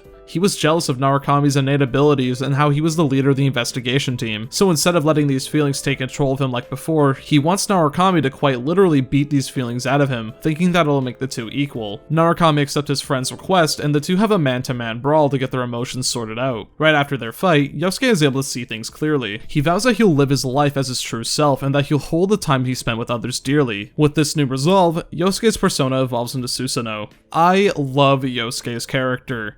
Sure, he can be insensitive at times and he makes mistakes, but I can relate with his struggles of thinking that people don't care about him because he isn't quote-unquote special. Something that his arc does really well is showing the bond that he shares with Narukami. It's really believable that these two are close friends after what they've been through together. What makes Yosuke a great character to me is the fact that after he faces himself and gains his persona, it doesn't erase all negative aspects about him. He acts selfless during the investigation and really does care about Narukami, but he still gets angry, he still gets jealous, but that doesn't mean he's resentful or hates the people around him. It always bothers me whenever I see people discussing his character online and they only refer to him as some perverted comic relief because there's so much more to him than just that role. Sure, they do play up those qualities of Yosuke during certain events for the sake of getting a laugh, but that isn't what defines him. What defines Yosuke is his thoughtfulness and his loyalty to his friends, and by the end of his character arc, Yosuke is able to face the future with a smile. That's what makes him special. Chie Satonaka is the second party member, is also one of the founding members of the investigation team. She's a bit of a tomboy and isn't the brightest when it comes to academics. Chie's greatest strength lies in her loyalty to her friends, especially with her best friend Yukiko Amagi. When it's revealed that Yukiko was kidnapped and shoved into the TV world against her will, Chie is very adamant about going inside and saving her, even though she doesn't have the power of a persona. Despite Yosuke and Narukami's warnings, Chie rushes ahead when she hears the voice of her missing friend, unaware that it's Yukiko's shadow. Shadow Yukiko reveals that she's very weak and worthless. She also says that Chie is always around to save her when she's needed most. When Chie hears Yukiko's true feelings, something inside of her changes, and her shadow appears. Shadow Chie expresses that Chie is actually very jealous of Yukiko. She's got good grades, is very popular with boys, and has a really high social status in comparison to Chie. But the fact that Yukiko admitted that she depends on her best friend friend and that she's nothing without her sent Chie's ego into overdrive. Deep down, Chie would always be with Yukiko because she loved the feeling of being depended on. Chie tries to deny this side of her, which causes her shadow to transform. Chie's shadow sits on top of a throne of students wearing the Yasogami High School uniforms, while the shadow itself is dressed as a dominatrix. This is to represent the way Chie believes that she controls her friend and that she's Yukiko's master. The long black hair represents Chie's envy towards Yukiko, as the attack that involves her hair is called bottomless envy. When her shadow is defeated, Chie is very reluctant to accept this side of her. With the help of the others, Chie is able to face herself. While it's true that she did have those feelings inside of her, that doesn't change the fact that her friendship with Yukiko is real. Her shadow then transforms into her persona, Tomoe. Chie's social link begins with her and Narukami training together in order to improve their performance in the TV world. Along the way, we learn how Chie and Yukiko first met. Yukiko ran away from home when she tried to bring a stray dog inside, and her parents said that she wasn't allowed to have pets in the inn. Chie found her on the side of the road and tried her hardest to cheer her up by making her laugh. Chie vowed to herself from that day onwards that she would always protect Yukiko. She also realized that at some point she lost sight of this and began to care more about herself. She began to only care about being the girl that Yukiko could rely on rather than being her friend. It's this self-acceptance that causes Chie to begin to move onto the right path. Chie already had the tendency to selflessly protect others after awakening to her persona, but it's after the time she spent with Narukami she learns what her power really is for. Her persona isn't used so that she can become more self-reliant, but it's to be used as a shield to protect people she cares about. Near the end of the game, Chie decides that she's going to join the police force under Dojima's guidance. I like Chie, but her character arc doesn't have as big as an impact as the other party members because a lot of her goals and aspirations came from a place of selflessness. There's a point in Chie's life where her priorities switched and were fueled by jealousy rather than to be a good person. All that she needed was to take a step back and examine herself in order to get back on the right track, which I'm sure is something that a lot of people can relate to, but I don't really think it's as strong as the other party members where their entire worldview changes. That doesn't make this bad by any means, but it's certainly weaker in comparison to the other characters, or even some of the other social links. Yukiko Amagi's family runs a hot spring inn known as the Amagi Inn. Yukiko is expected to take over the family business in the future, so she's always busy training herself or working at the inn. This causes her to decline offers to hang out with her friends, and she even needs to skip school from time to time. Lately, she's begun to get a lot of unwanted attention from the media, because the first murder victim, Mayumi Yamano, stayed at the Amagi Inn prior to her death. Yukiko ends up being thrown into the TV world not too long after she's interviewed on TV, and the group discovers this when they saw her on the Midnight Channel, acting almost nothing like her usual self. She goes on and on about how she's some princess in a castle and that she's waiting for her Prince Charming to rescue her. When the group manages to find Yukiko inside the TV world, her shadow believes that she is her Prince Charming that'll take her away from the castle and into a better life. Yukiko hates that most of her life has already been decided by others. She doesn't want to be forced into becoming the manager of her inn and wants to run away, but she can't because she feels chained down. Yukiko's shadows transform when her real-life counterpart denies its existence. Shadow Yukiko takes the form of a bird inside of a cage. This isn't too hard to discern that this is supposed to represent that she feels trapped in life. Yukiko herself represents the bird as she sees herself as fragile or something that needs to be taken care of. When Yukiko is able to face herself, she admits that she wanted to run away from her own life or to be saved by someone else. In Yukiko's social link, she reveals that she plans on leaving Inaba so that she can become independent from the inn, because if she were to stay in the town, she wouldn't be able to live a normal life because of her status as the Amagi Inn heir.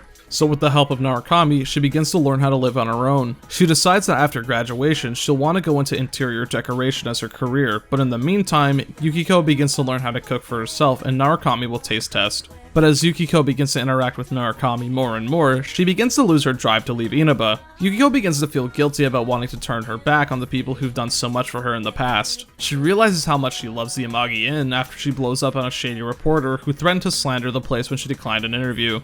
Yukiko decides to not leave Inaba and that she'll work hard to take over the family inn. She never objected to the role of becoming the new manager, but what she didn't like was the prospect of this being forced onto her, that her life was being guided for her rather than living it her own way, which is why she thought running away was the only choice she had. But thanks to Narukami, Yukiko decides that she wants to stay in Inaba so she can protect her family's inn. Yukiko's character arc is a relatively simple one.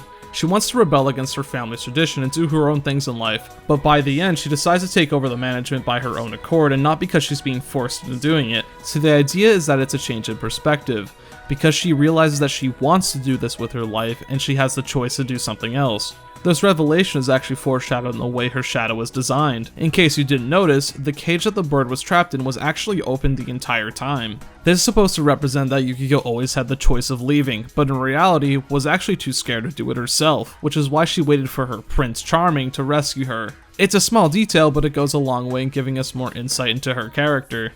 Kanji Tatsumi is a tough-as-nails man who lacks a lot of social skills. He is an only child and doesn't have a father because he died when Kanji was young. From the little we see of Kanji before he's thrown inside the TV world, he's got an attitude that doesn't take anyone's crap. He even beat up an entire biker gang and was featured on television because of it. When Kanji is kidnapped, the shadow that appears on the Midnight Channel goes against all preconceived notions you might have made about Kanji. His shadow is cartoonishly flamboyant and goes on and on about how he hates being around girls because they're arrogant and self-centered. Shadow Kanji also reveals that it's because of his interest in feminine things, such as sewing, that people would ridicule him and assume that he's some creep. The way Shadow Kanji is designed represents the way Kanji believes people see him when they find out about his hobbies.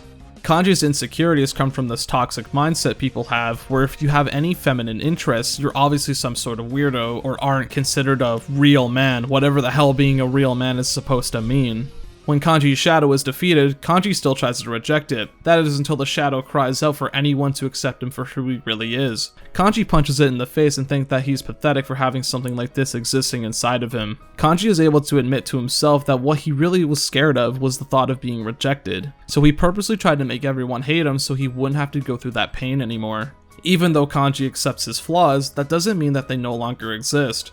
His social link is dedicated to him learning how to grow past those flaws and to no longer be afraid of who he really is. There's this boy that becomes involved with the social link early on who lost a stuffed bunny that his friend let him borrow. Apparently some other kid made fun of the boy for having such a girly looking doll and told him that if he was a real man, he'd throw it away. So the boy did it but felt guilty afterwards. Kanji tries his hardest to find the bunny at the riverbank where the kid lost it, and when he can't find it, Kanji comes up with an idea. He tells the boy to apologize to his friend and ask what the doll looked like. The following day, Kanji has brand new dolls made for both the boy and the boy's friend. When the kid asks where he got it from, Kanji admits that he made it himself. He expected to be made fun of because of his talent, but the kid actually thinks Kanji is super cool because of it. Kanji ends up making more dolls, because the people that the kid knows requested to have their own, which Kanji happily obliges to. Kanji gets flustered again when Nanako asks if he could teach her how to make her own dolls. He realizes that even though he accepted his shadow, his heart is still weak. One day, two police officers begin to question Narukami and Kanji because they heard of a small child that was being harassed and bullied. Because of Kanji's appearance and past experience with police, they immediately question him, but Narukami tries to tell them that Kanji is innocent. The small child from earlier comes around and gives Kanji some cookies that his mom baked as a thank you. To clear up the situation, Narukami convinces Kanji to tell the police the truth. It's at this point where Kanji owns up to his interests and innate talents to the police officers, and tells them what went on during recent events to prove his innocence. By the end of the social link, Kanji tells Narukami that after all this time, he was able to visit his father's gravestone alone. Before his dad died, he told Kanji that if he wanted to be a man, he would have to become strong. Kanji didn't know what he meant by that, so he assumed that his father was insulting him for his hobbies. It's the reason why Kanji decided to bleach his hair and start getting into fights. But now, Kanji knows what his father's words really meant. Being a man isn't about how strong you are physically or what your interests are. Being true to yourself and always giving your all, that's what being a man is. Before, Kanji would just let people think whatever they wanted about him, but now he's going to put the effort into getting people to understand him. Kanji is no longer afraid of himself, and he wouldn't be at that point if Narukami wasn't there to be the first person to truly accept him as a person. I love Kanji. His character arc is fantastic, and the message it says is still relevant to this very day. It's a commentary on how horribly judgmental people can be towards people with interests that are considered weird or out of the norm. In Kanji's case, he tries his hardest to overcompensate his masculinity in fear of people labeling him because of his feminine hobbies. All that Kanji wants is to be accepted for who he really is without fear of being vilified or rejected. To this day, there's still a lot of discussion surrounding Kanji's sexuality, and I can't help but feel as though those people miss the point. Kanji's sexuality doesn't matter, and the game makes that clear because by the end of the story, it's still left up in the air. Kanji's interests or orientation isn't what defines him. What makes Kanji so memorable is the way he manages to take charge of his own life and is able to proudly showcase his talents, and if people don't get it, he'll help them understand. Rise Kuchikawa was an idol at the top of her game, but she suddenly decided to quit and move back to her hometown of Inaba to live with her grandmother. When Rise is kidnapped and thrown inside the TV world, the group manages to track her down into a strip club themed dungeon with Rise's shadow taking the form of one of the star girls. Shadow Rise is supposed to represent her inner want for attention. It's the reason why she's presented in such a provocative way. To clarify, she wants attention to her true self, because Rise classifies Rosette, her idol personality, as something completely separate from herself. Rise actually hates Rosette deep down. She doesn't like the manufactured personality that she's forced to abide by in order to continue selling more products. Rise is able to accept herself after the defeat of her shadow, and her shadow transforms into the persona Himiko. Rise's social link focuses on her reconnecting with herself after acting as an idol for so long. She even decides to tell her manager right to her face that she doesn't plan on returning to showbiz. After the two get closer, Rise reveals to Narukami the origin of her Rosette personality. Back when Rise was young, she was very shy and kept to herself. She was a very lonely kid. This eventually led into the other students bullying her for her lack of social skills. Rise submitted an audition for an idol competition in hopes that she could change herself for the better. She ended up winning and was given an opportunity to appear on TV. Rise was excited as her newfound popularity gave her an opportunity to meet new people and potentially form relationships. But this didn't last long, however, as Rise quickly discovered that her friends weren't interested in her, but rather the teen idol Rosette, which is why it gave Rise such great satisfaction to leave it all behind. Well, that's what she thought. Over the course of time, people began to forget about Rosette, and the talk is about a new up-and-coming idol named Kanami Mishida, also known as Kanamin.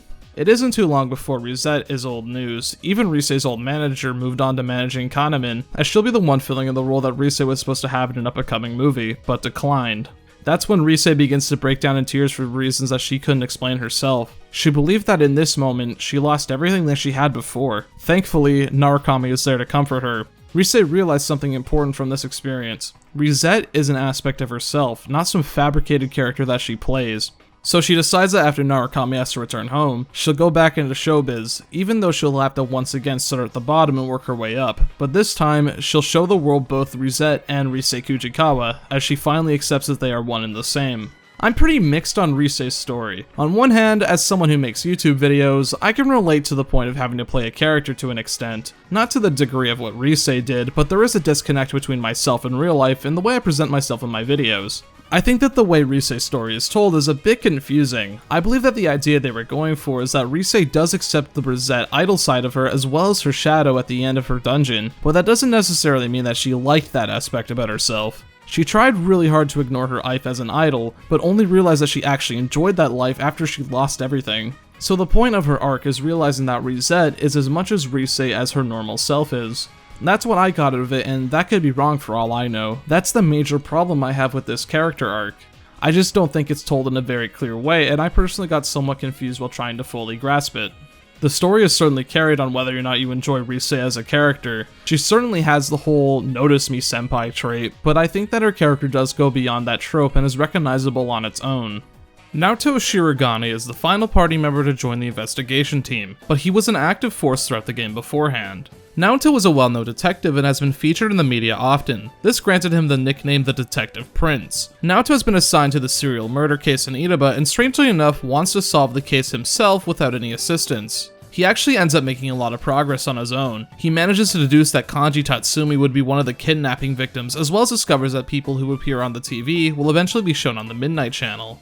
After the investigation team captures who they believe is the culprit behind the murders, Naoto still has his suspicions due to the fact that the murderer's latest target's cause of death was able to be identified, which is something that wasn't possible for the other two victims. Naoto believes that the real culprit is still on the loose and the person that was captured was nothing more than a copycat killer. He also begins to believe that the investigation team has a leg up over the police because the people who disappeared would often join their group after they were found by the police. Naoto takes his job very seriously and is willing to put his life on the line to act as some sort of bait for the killer. He goes on a TV interview with the purpose of fitting into the pattern of the recent kidnapping victims. Naoto does end up getting kidnapped and is thrown inside of the TV, so the investigation team can go in and save him. This was a reckless attempt at trying to identify the killer's methods, but Naoto was banking on the fact that he'll be saved by Narukami and his friends.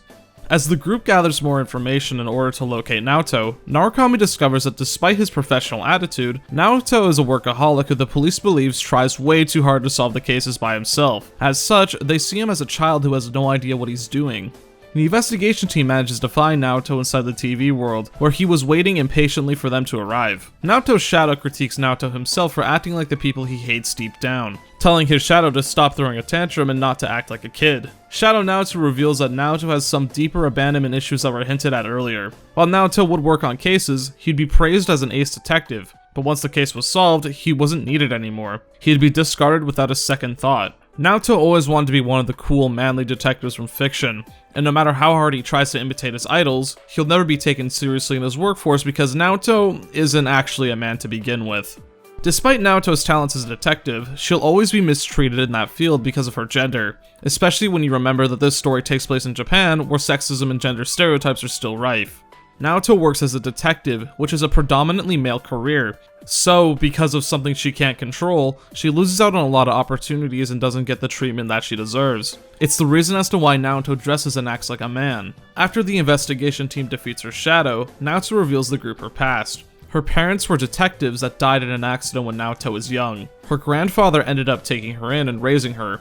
Naoto read a lot of detective novels in her grandfather's study, and ended up wanting to follow in the footsteps of her parents. She started off by helping her grandfather in secret, and eventually gained the title of Junior Detective, which was something that ended up garnering her a lot of criticism, because if there were any reasons to look down on her, people could just use her age as an excuse. While Naoto can eventually grow older and become an adult, she'll always be criticized for her sex.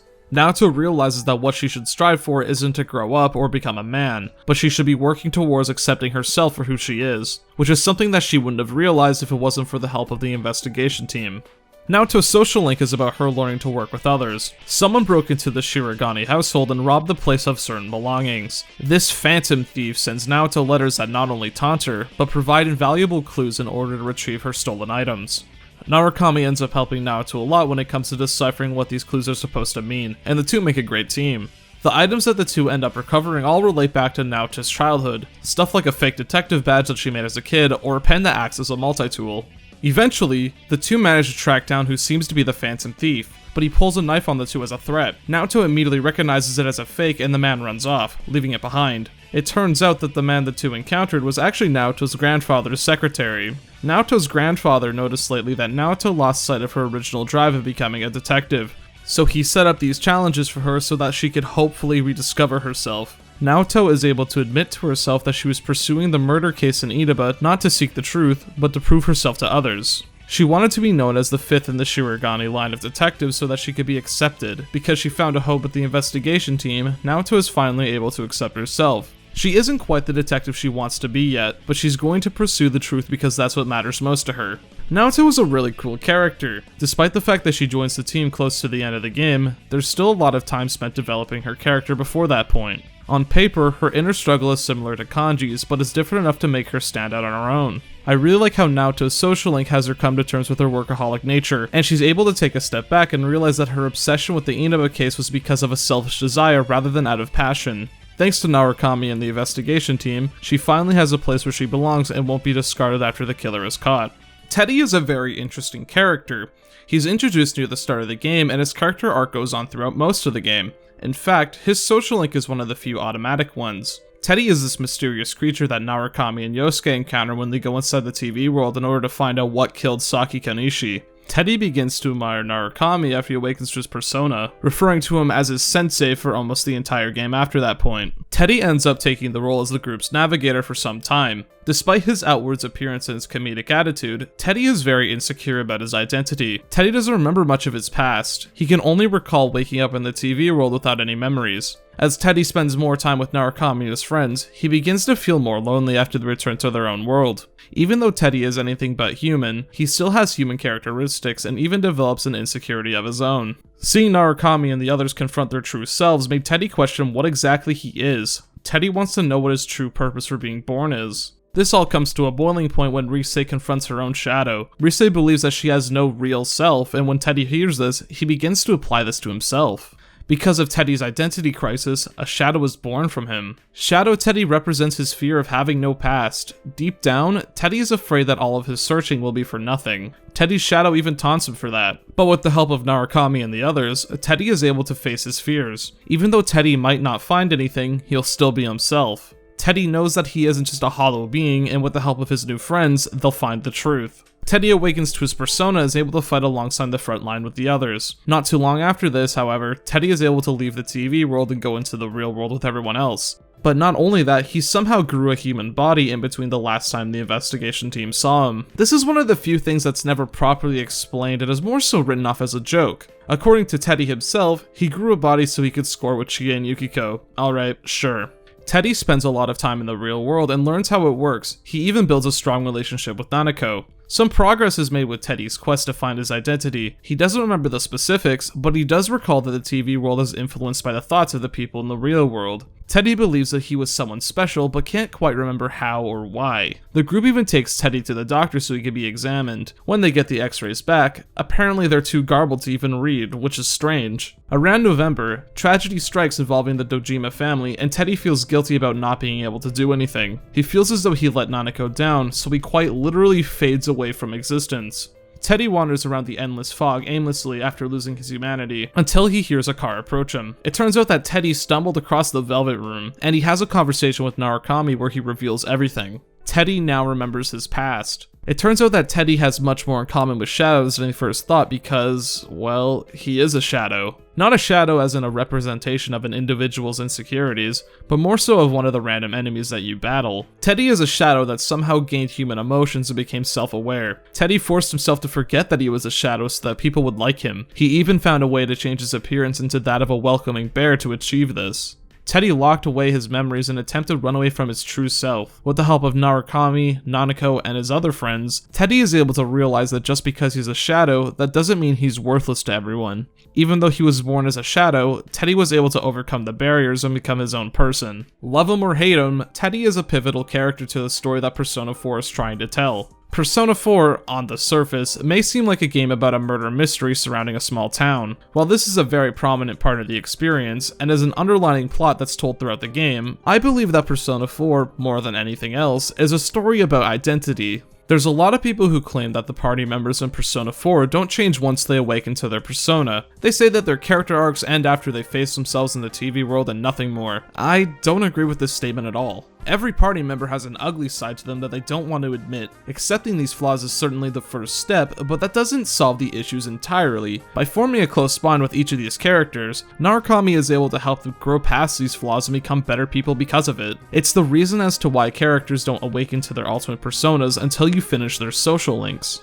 Teddy is a prime example of this. He faces his shadow and accepts that he's fearful of the answers he might find about his past. That doesn't mean that his insecurity magically goes away. It's only after he spends time in the real world forming a bond with his sensei that he's able to grow past his fear and realize that being a shadow means nothing to who he really is. Every character is like this. The way I see it, the character arcs are split up in half. The first half is when they're kidnapped and thrown inside the TV world where they face their shadow. The second half comes from the time that Narukami spends with them in their social links. Sure, I think that some are better than others, but I don't think any of them are bad by any means. Yes, this is the third time I've made this statement throughout the video because that's the point I want to hammer in the most. Persona 4 makes it very clear that the bonds you forge with others are going to be very important throughout the journey. So tying the character development to the bonds is a no-brainer in my eyes. Tying the story directly into the gameplay makes it feel much more personal. Yosuke wouldn't have been able to change the way he did if it wasn't for spending time with Narukami. Everyone changes thanks to Narukami. He was there for them when they needed a shoulder to cry on, someone they could vent to, someone that would make them feel like they mattered in the world. The Persona 4 cast genuinely feels like they're close friends. They're able to laugh together, cry together, make fun of each other for their quirks, and most importantly, accept each other for who they really are. This is something I can't say about Seas or even the Phantom Thieves to an extent. Their individual developments might not matter to the murders in Inaba, but saying that the characters in Persona 4 are one note or don't grow just isn't something that I agree with. Everyone will always have their favorite Persona cast, and I think it's pretty obvious which one is my favorite. Okay, there's not much else for me to go over, so now I believe it's time to talk about the rest of the game's plot. Remember, this game is a murder mystery. Knowing the answer to the mystery takes a lot of fun out of experiencing it for the first time, so this will be your last warning now. If you don't want to know who the culprit behind the murders in Inaba are, I suggest you get off this video now and play the game yourself. It's on Steam for a cheap price, so I highly recommend it. Let's jump to where Naoto joins the investigation team. At this point in the game, the group has managed to figure out some things about the case. Whenever someone is interviewed on TV, they end up on the Midnight Channel for whatever reason. The killer watches the Midnight Channel, and whoever he sees will be his next target. When Naoto was kidnapped, she was apparently stuffed into the TV very quickly afterwards. According to her, it only took a couple of minutes for her to get thrown in after she was drugged when the doorbell was rung. Since the group is unable to come up with any more theories, they decide to wait for the killer's next move. While this is happening, Narukami receives a threatening letter in the mail by who he assumes is the killer. When he shows the letter to the investigation team the next day, Naoto tells him not to show the letter to Dojima, because if he were to be put under surveillance, and if the group were to lose their leader, that would be bad.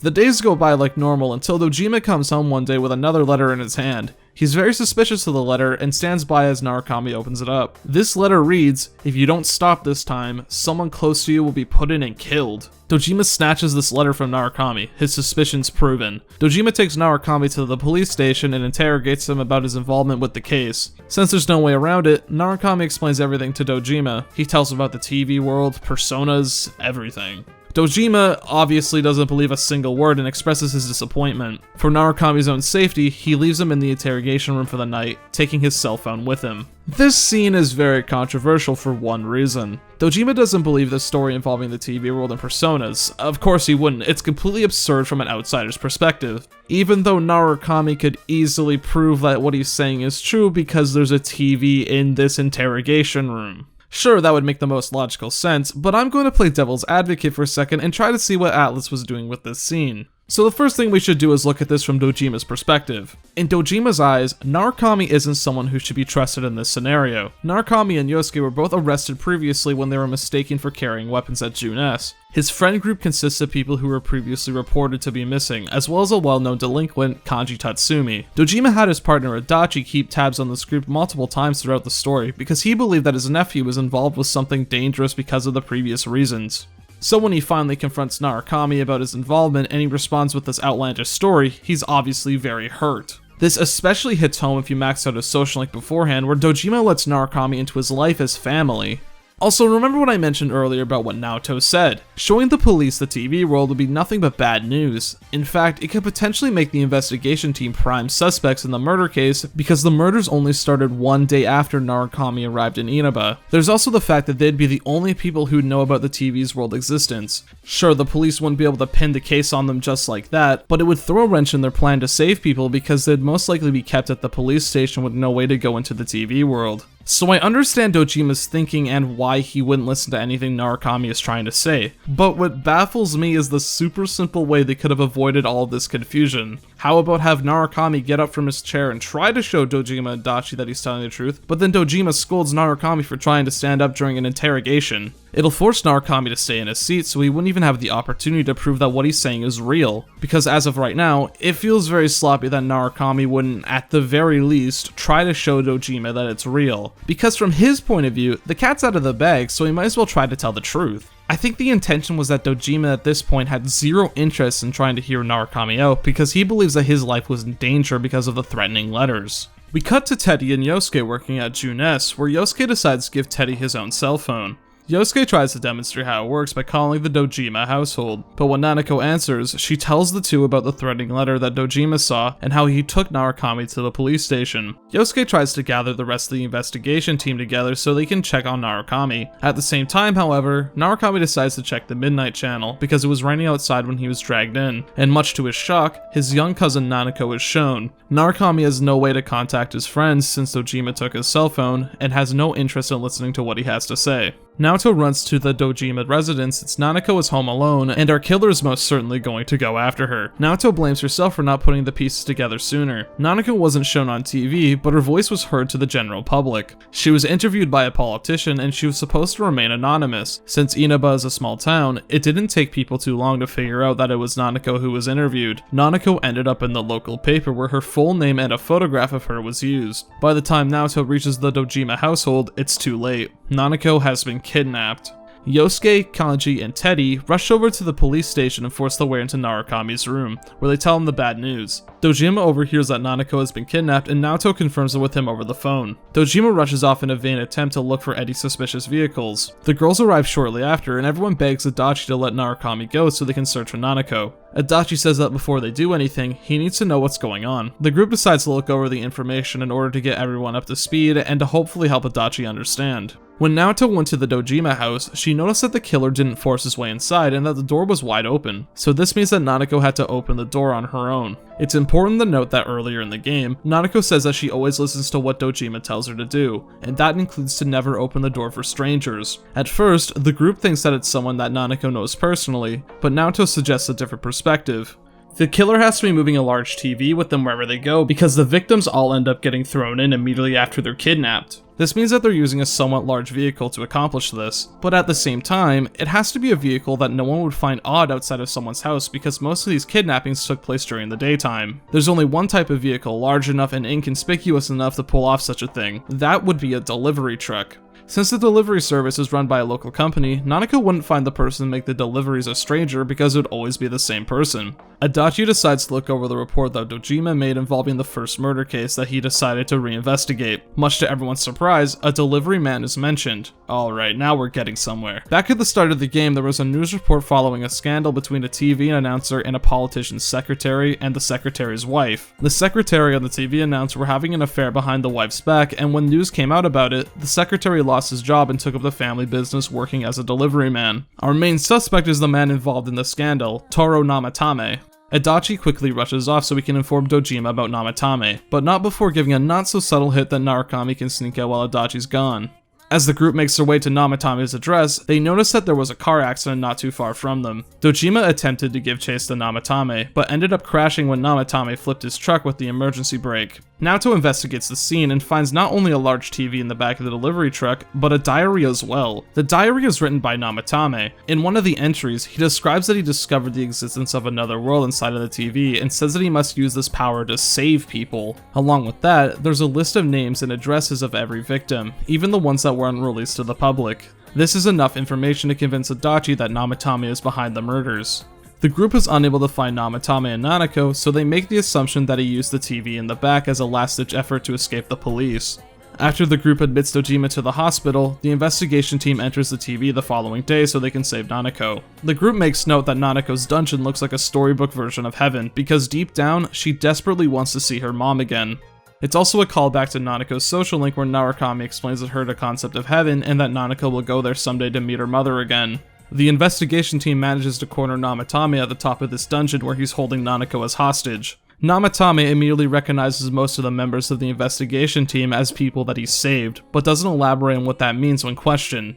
Namatame does admit to kidnapping people who appear on the Midnight Channel. He claims that the people in the Midnight Channel are asking to be saved, so he puts them inside the TV to save them. Suddenly, Namatame seems to become possessed by something and talks about himself as if he's some hero fighting against evildoers. Yosuke and Kanji quickly use the opportunity to push Namatame away from Nanako so that Narukami can get her to safety. All isn't well, however, as Namatame begins to attract a large number of shadows, transforming him into the being known as Kunino Sagiri. With the team's best effort, they're able to take down the massive monster, causing Namatame to transform back into his regular self. The group quickly rushes Nanako and Namatame to the hospital because of the exposure of the TV world has caused both of them to become very sick, Nanako especially since she's so young. There isn't much the group can do other than wait and pray that she makes a recovery.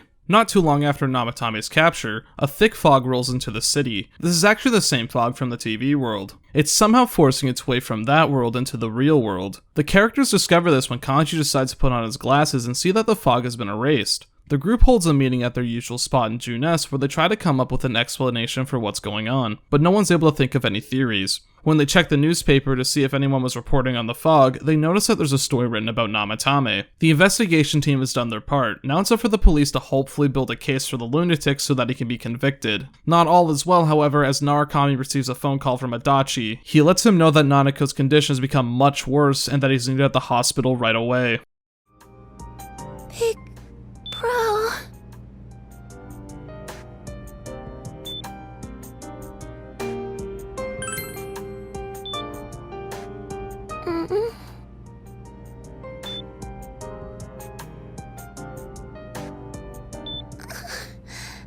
I'm scared. Big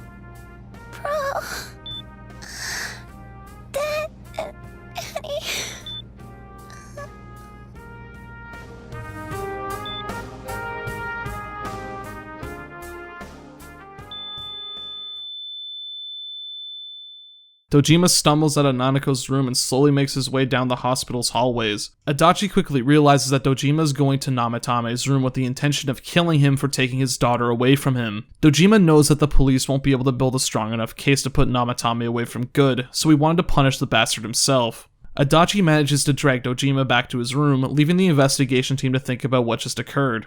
It's at this point where Teddy disappears from the real world because he believes it's his own fault that Nanako is dead. I already went over this when I talked about Teddy's character arc, so I won't repeat the information here. The remainder of the investigation team rush in when they hear a loud crash come from Namatame's room, and they find out that he's attempting to escape. The group blames Namatame for what happened to Nanako, and Namatame tries to plead his innocence. The conversation is cut short when the Midnight Channel begins, and they see a figure of Namatame on the screen. This surprises everyone, including Namatame himself. The Namatame on the Midnight Channel begins to taunt the investigation team that he'll escape with his freedom and that he's above the law. The broadcast ends, leaving everyone in shock. If Namatame can't be convicted, there's nothing stopping him from throwing more people inside the TV. Yosuke, in an emotionally charged rage, suggests that they stuff Namatame inside the TV so that he can't get away with what he's done. Yosuke wants to avenge not only Saki Konishi, but Nanako as well. He isn't going to force anyone to stay and help him with this, but he asks Narukami what their call should be. This is the group's only chance. Something about this entire situation bothers Narukami, but he can't quite put his finger on it. Sure, the Midnight Channel just showed Namatame basically admitting to his crimes and that he'll try to continue saving people if he doesn't get convicted, but that doesn't mean anything because the group doesn't know what happened through Namatame's perspective. Yosuke began to act with his emotions instead of using his brain to think it through, which is why I don't blame him for it. Yosuke is still open to reasoning, and with enough convincing, the group is able to calm down and think about things rationally. There are still a lot of unanswered questions, but Namatame is in no state to speak to the group, so they decide to leave him for the night. Adachi finds the group and tells them to go back to Nanako's room as she somehow managed to recover. It turns out that Nanako didn't die. She managed to be resuscitated after her heart and lungs collapsed. Even though that this is a stretch and may challenge your suspension of disbelief, this is something that can happen in the real world. But I also have a bit of a theory about this. If we jump back to the previous scene and decide to actually go through with throwing Namatame inside the TV, Nanako actually doesn't come back to life. The group let their emotions blind them from the truth, and as a result, they'll never figure out what exactly happened involving the murders. It's not hard to tell that the fog in Persona 4 is supposed to be symbolic of falsehood and lies. It's a plot and thematic reason as to why the town of Inaba becomes cloaked in fog after Namatame is believed to be the killer. You get an alternate ending if you decide to kill Namatame where the fog never lifts from the town, even on the day where Narukami is supposed to go back to his home.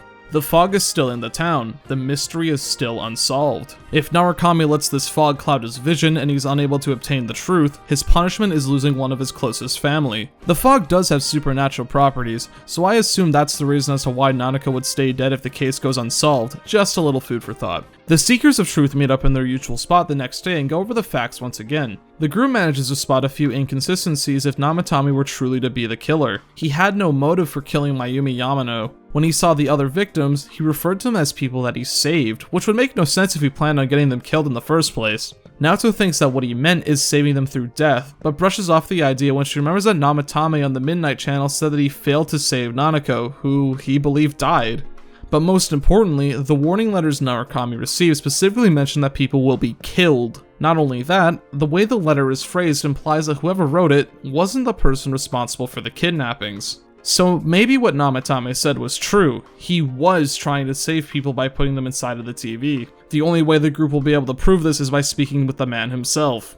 Naoto uses her connections to arrange a meeting with Namatame. The group begins to ask questions in order to get Namatame's side of the story. I'll do my best to summarize. After Namatame's affair became well known, he lost connection with Mayumi Yamano and fell into a deep depression. Namatame discovered he had the power to interact with the TV world after he instinctively reached out to the Midnight Channel when he saw Mayumi on it. He thought that it was a drunken dream, but later discovered that Mayumi was killed the following morning. Namatame was convinced that the Midnight Channel and Mayumi's death were connected in some way. The next time Namatame watched the Midnight Channel, he saw Saki Konishi and tried to warn her the following day that she's in danger. She brushed off the warning and ended up getting thrown into the Midnight Channel the same night where she was killed. Namatame felt deep regret that he couldn't save the girl. The police wouldn't even listen to his words about the Midnight Channel because he sounded crazy. When Namatame saw Yukiko Amagi on the Midnight Channel, he managed to convince himself that inside the TV world was safe because of the reaction Yukiko gave when he suggested the idea. Since telling her about the Midnight Channel and the murder on the loose was out of the question, Namatame decided to take action and keep people safe from the murderer by putting them inside the TV. But unknown to Namatame, what he's been doing was actually been putting people in danger. It's only after he fled into the TV world to avoid the police is when he first experienced the TV world firsthand and how horrible it is inside of there. So Namatame didn't murder Mayumi and Saki, but he's still responsible for the kidnappings and he vows to face the consequences. Before the group leaves, Namatame begs them to find the true culprit so Mayumi can rest in peace. I think Namatame works really well as a red herring to the true culprit. He fits almost too perfectly into the case that it's very easy to confuse him as the true murderer. That was clearly the intention of his character, so I think that it works well in the game's theme of the truth being much more complex than you think. A really cool detail is that you can actually see Namatame in a few scenes prior to being a suspect. I noticed that when the investigation team was chasing one of Risei's stalkers, you can actually see Namatame's delivery truck drive by in the background. That's a pretty cool detail. Despite the group's best effort, they're unable to find any new information on the case. It seems as though the general public actually completely forgot about the murders at the start of spring. Narukami steps outside with Naoto and Yosuke to think. There's one person that can fit into the criteria of being connected to the first case, and wouldn't be suspicious for approaching the Dojima house, as well as being around Mayumi and Saki. There's only one person that fits this criteria, and that would be Dojima's partner, Toru Adachi. Before the investigation team does anything too hasty, they confront Adachi in person so they can confirm their suspicions. Someone else killed them. Adachi-san, do you have any idea who that might be? I have no idea what you're talking about. 'Cause we think it might have been you. What? That's ridiculous! We already know Namatame's the one who put them all in! What did you just say? Adachi quickly tries to escape after his slip-up and ends up ducking inside of the TV. The group decides that they will track down Adachi the following day. They have their culprit. Teddy rejoins the party after Narukami and him have a conversation in the Velvet Room where he finds out that Nanako didn't die from her illness. With the investigation team reunited, they head off to confront Adachi. Let's take a moment to talk about Adachi. Even if you were able to guess that there was something strange about him, I think the game does a pretty good job at hiding the twist. The entire scenario involving Namatame does a great job at throwing suspicion off of Adachi because of the way it's presented. This dungeon takes place near what could be considered the end of the game if this is your first playthrough, and the victim is Nanako, so it's a very personal conflict. You're too focused on Namatame and Nanako to even think about Adachi. Plus in Persona 4 Golden, Adachi has a social link, so why would you expect him to be the killer? But that's not even considering the real reason as to why Adachi is such a memorable villain. Adachi's social link adds a lot of nuance to his character, so I'll be drawing some details from there really quick.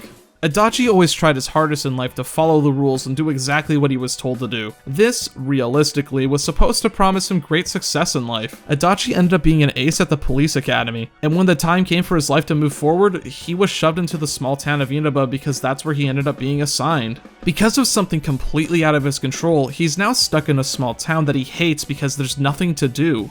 His only connection being his boss Dojima, who constantly berates him, and a kid that's much younger than he is. He can't relate to either of them, so he spends most of his time alone, basking in his own misery.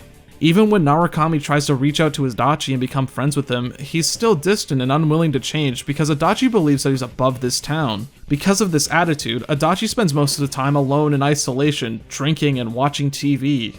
Adachi became very fond of the TV announcer Mayumi Yamano and developed a crush on her. Adachi also discovers the Midnight Channel as well and his ability to stick his hand inside of the TV. When word about the affair between Yamano and Namatame comes out, Adachi is stationed to be her bodyguard at the Yamagi Inn. Adachi tries to confirm if the rumors were true, but Mayumi tells him to back off. Adachi assumes that the affair was true and out of anger decides to shove Mayumi into the TV. This is where Adachi's game began. He not only killed Mayumi, but was also responsible for shoving Saki inside of the TV. When Saki was found dead and Namatame called the police to tell them about the Midnight Channel, it was by luck that Adachi was the one who answered the phone. Adachi managed to convince Namatame to start kidnapping people while he just watched from afar. It didn't take long for Adachi to figure out that Narukami and his friends were responsible for saving the victims, so he decided to purposely throw the team off course by providing incorrect information. So Adachi started this game because he was bored with his life, which is something that he admits himself. This has garnered the character a lot of criticism because people say it's unrealistic, but this is something I don't agree with, because there's a lot of supporting evidence in his backstory that supports his point of view. Adachi was bored out of his mind, stuck in the small town of Inaba. He doesn't have any friends, believes that he deserves more than he has, and overall just despises the people around him, because they didn't work as hard as he did, but they have it better off than himself. Adachi has mentally snapped and reached the end of his line, so when he discovers that he has the power to cause chaos with no repercussions, he decides to indulge in it. Even when the threat of being caught is introduced to him, Adachi loves the idea because it keeps things exciting for him. Adachi seemingly obtained power when he finally entered the TV world himself. He says that by the end of the year, the two worlds will merge together and everyone will be turned into shadows, which will result in the death of mankind. Adachi's motivation comes from his self-isolation and his superiority complex, which is a very realistic motivation.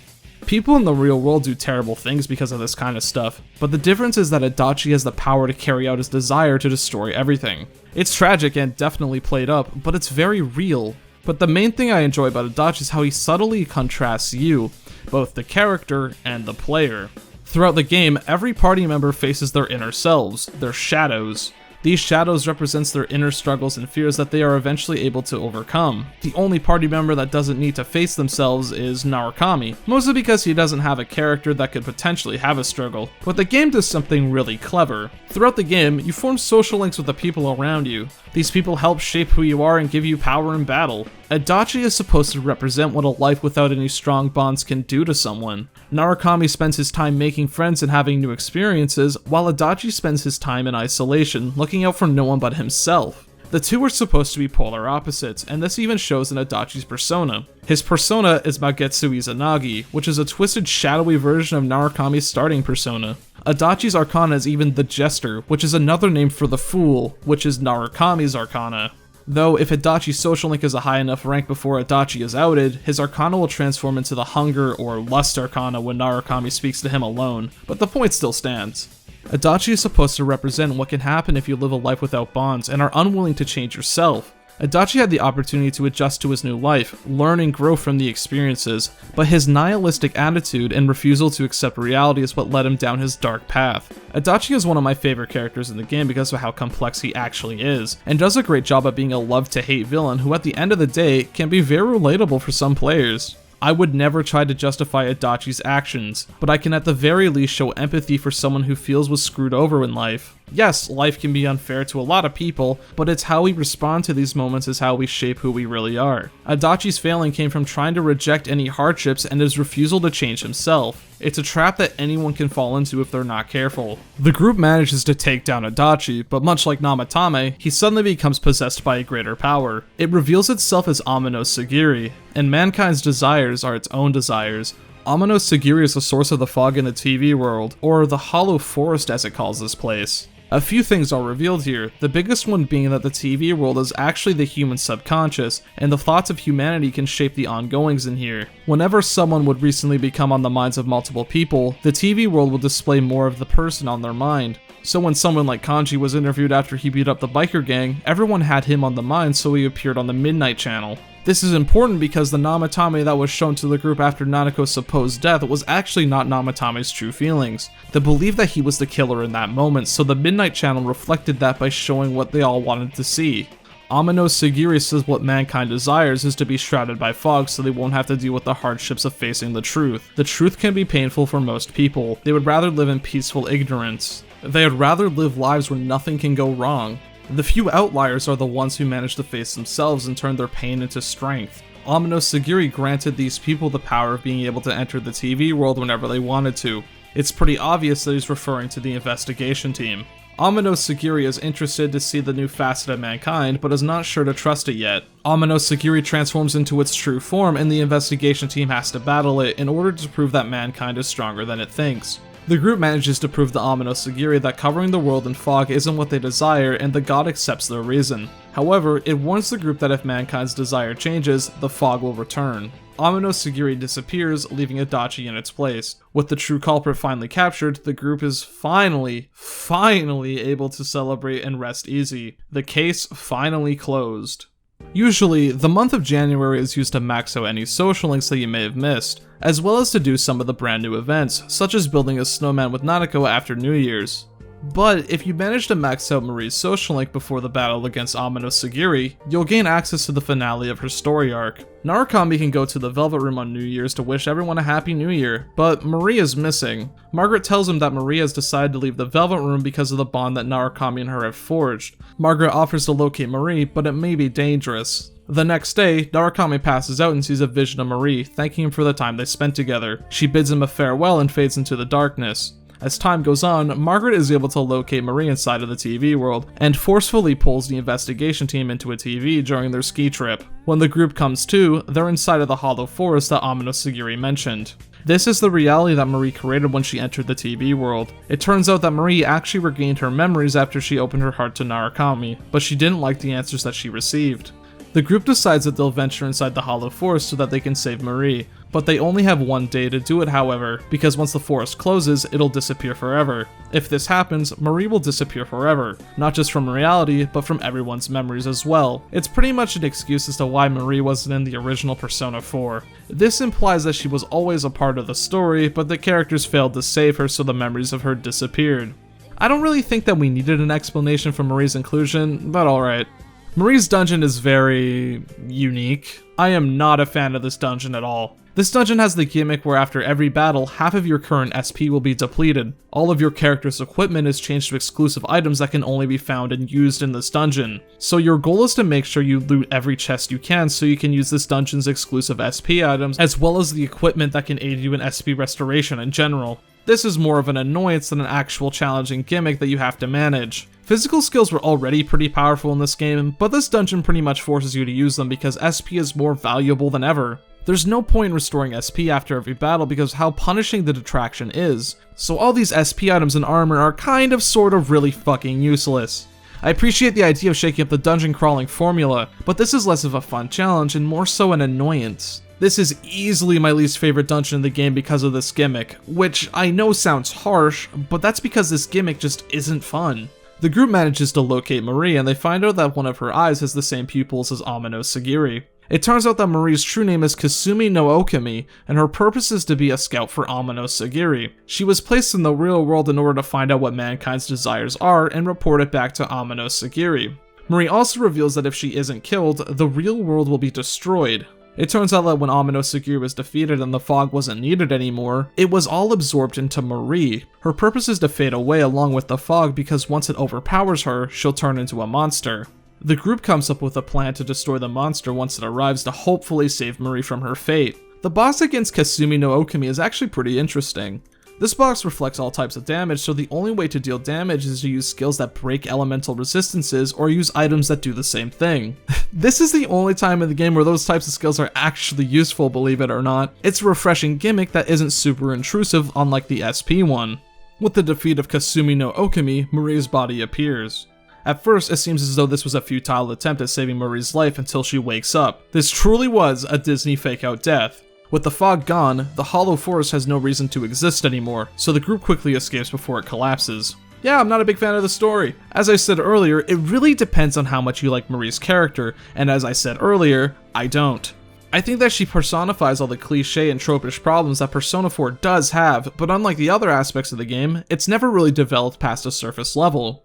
Marie's inclusion into the main plot doesn't really have much of an impact either, so it turns out that Marie is the one responsible for not only giving information to Amano Sagiri, but also has the burden to remove all the fog from Inaba after its defeat. Okay? This information doesn't change the way I look at the story, so it feels tacked on. Like, Atlas really wanted to have an explanation as to why Marie exists now in Persona 4's story, but it doesn't really give a new perspective on the events, so it just feels cluttered. Marie has her fans, but I'm not one of them. I think that she's too much of an archetype rather than a character, like I said earlier in the video. I hate using the term Mary Sue, but that's just how I feel about it. This might be a bit off topic, but I feel as though I should mention this because it's a brand new addition to Persona 4 Golden. Since we have the months of January and some of February as playable days now, that means we get a Valentine's Day event with any of the characters you decided to romance throughout the game. Persona 3 had a dating mechanic too, but it was forced onto you. Every social link with a female would always result in you dating them, with no opportunity to decline their confessions. Persona 4 fixes that up by giving the option to stay just as friends with the women your age, or if you really want to, you can date multiple women at once. However, if you do decide to go through with that, if you really want to be a cheating dirtbag, by the time Valentine's Day rolls around, you have to choose one girl to spend the day with. And if you're dating your party members and decide to decline their invitation, you have to tell each and every one of them face to face that you won't be spending time with them on Valentine's Day. Each of them have their own reactions to this news, but all of them will make you feel like the biggest piece of shit in the world for playing with these girls' feelings.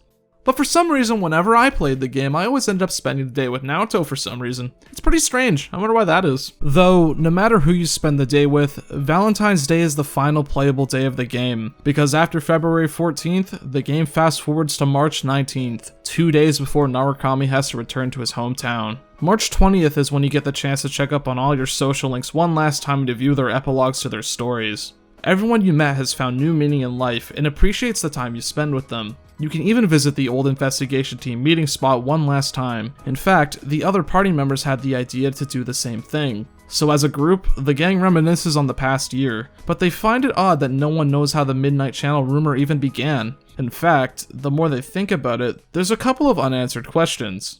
Amino Sagiri mentioned that he granted the power to interact with the TV world to the people who managed to face themselves and gain their personas, but Narukami never faced his shadow, he just had the ability to interact with the Midnight Channel when he first arrived in Inaba. Narukami received a letter from Adachi before he left his house as well. When reading it aloud, he finds out that both Adachi and Namatame heard of the Midnight Channel rumors when they first entered the town of Inaba. As we saw earlier, neither of them faced their shadows, but they had the ability to interact with the Midnight Channel too. This bothers Yosuke. He realized that everything involving the Midnight Channel, the TV world, and the serial murders all seem to fit together too well for it to be a coincidence. He theorizes that there is some sort of conductor pulling the strings from behind the shadows to make this all possible, and this mastermind is most likely the one who told Adachi about the rumor in the first place. Narukami thinks back to when he first arrived in Inaba to see if anything strange happened. Other than meeting his cousin and uncle, there was one other thing that happened. As Narukami gets closer to the truth, the clouds in the sky become much darker and it starts to rain. Narukami confronts who he believes to be the one behind the rumors and the one who gave him his power, the gas station attendant that he shook hands with at the beginning of the game. The gas station attendant is revealed to be the goddess Izanami, and she's responsible for not only both of the Sagiri, but also the entire fog itself. Originally, her plan was to test humanity's desire for truth by giving individuals the ability to interact with the human subconscious. She believes that Narukami and her meeting was destiny, and she challenges him to a battle to prove mankind's potential. The group realizes that as long as Izanami is still around, the fog will never go away. If Narukami leaves without taking care of the goddess, the town will once again be covered in fog, and all of his friends and loved ones will be turned into shadows. So, for one last time, the investigation team heads into the TV world to confront Izanami. Izanami reveals that mankind's downfall is their own anxieties. The Midnight Channel was created as a device so people could learn more about each other, so mankind can understand one another. But because of mankind's anxiety and desire to compare themselves to others, they began to overlook the truth and only believe what they wanted to believe, which is why Izanami came to the conclusion that having the world shrouded in fog would be better off for mankind. Izanami then covers herself in fog and transforms into a titan-sized goddess. Then, our final battle begins. Izanami, despite having access to really powerful magic, doesn't seem to have a lot of health. That is until you get to the point where she becomes impervious to your attacks. Narukami uses the orb of sight that Igor granted him earlier to reveal Izanami's true form. This is where the boss becomes a lot more aggressive and has access to some of the most powerful magic in the game.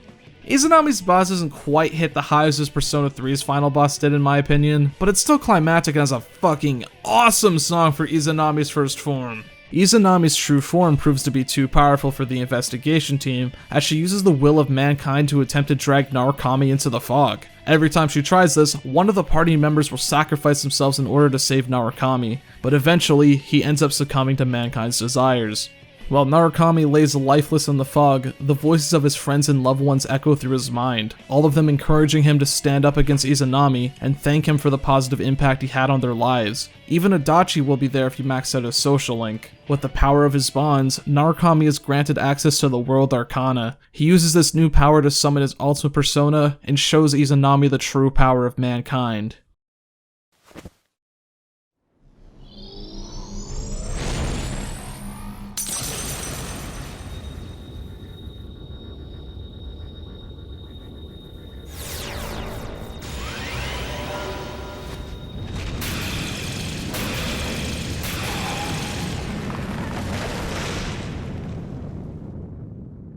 With the defeat of Izanami, the fog in not only the real world, but also in the TV world has been lifted. We get to see this world's true form as everyone is once again reunited. Narukami can now go home the next day without any regrets. It's also revealed that Izanami and the Sagiri were actually originally from Marie. Many years ago, she was shattered into fragments, but since all of her separate selves have been defeated, they've all returned to Marie. Her true name is revealed to be Izanami no Mikoto. The following day, Narukami and his friends head towards the train station, and after one final goodbye, he gets on board.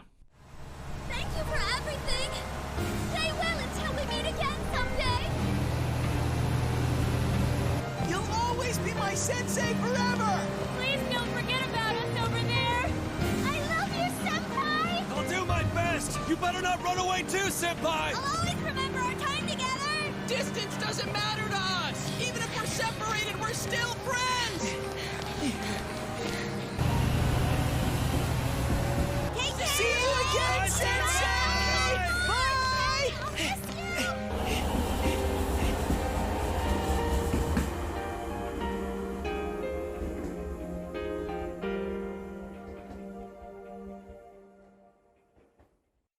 Normally, this is where the game would end, but Persona 4 Golden has an epilogue if you maxed out Marie's social link. Narukami returns to Inaba during summer vacation. We get to see how the group has changed and even get a surprise party for Narukami, welcoming him back to Inaba. Marie even found work at a forecast station, but she uses her power over the weather to make sure that Narukami's stay will be filled with nothing but bright skies. She even admits her love for him on TV. The game ends with one final shot of Narukami reuniting with his friends and family. And that was Persona 4. Man, what a game. If you couldn't tell already, Persona 4 means so much to me on a personal level. That's not to say that all of my praises come from emotional bias. I think I did a good job at giving everything in the game a fair shot, but I think that Persona 4 accomplishes almost everything that it sets out to do. Sure, there's some stuff that I'm not a big fan of, especially at Golden where there are additions that don't mix well with me, but any Rocky additions added in re-releases can't deter my love for this game. Sure, the game isn't nearly as dark as the other games in the franchise. I acknowledge that there's some cliches and anime-inspired tropes that exist in the characters and the story, but where I think it matters, Persona 4 gets it right. There's barely any social links that I dislike. I think all the characters are fleshed out and memorable in their own ways, but most importantly, I think that the message of Persona 4 is fully realized and was genuinely life-changing for me. I'm about to get a bit personal here. Back when I first played Persona 4 in 2014, I was not a happy person. Sure, I was only about 15 years old at the time, and I had my whole life ahead of me, but nevertheless, I was going through some rough shit. So playing this game that I thought was going to be about solving murders, only to experience a story about facing your inner demons and growing past those insecurities really stuck with me. I could relate to the characters on a personal level and ended up getting pretty attached to them. Persona 4 taught me to not be afraid of myself. It taught me that my flaws are what make me who I am, and that I always had the opportunity to become a better person. Yeah, it's a bit cringy, but by playing Persona 4 when I did, I managed to face my own shadow before it was too late. Most importantly, however, Persona 4 taught me that there will always be people to accept me for who I am, and that was something that I needed to hear when I was growing up. So no amount of Marie or band practices will ever change the appreciation I have for this story and its characters. Persona 4 is not a perfect game. A perfect video game will probably never exist in my eyes, but Persona 4 changed my life, and that's something that I'll always be grateful for. He's really gone. It's sad that he won't be around, but we will be okay, right guys? Doesn't matter how far apart we are. The bonds we've made will remain strong. Everyone's heart is connected to the people they know and trust. It's those bonds that let us all search for our purpose in life. As long as it's a purpose you believe in, there will always be someone who can help you fulfill it. You, me, and everyone else, there are no barriers. Our hearts are one, right, Sensei?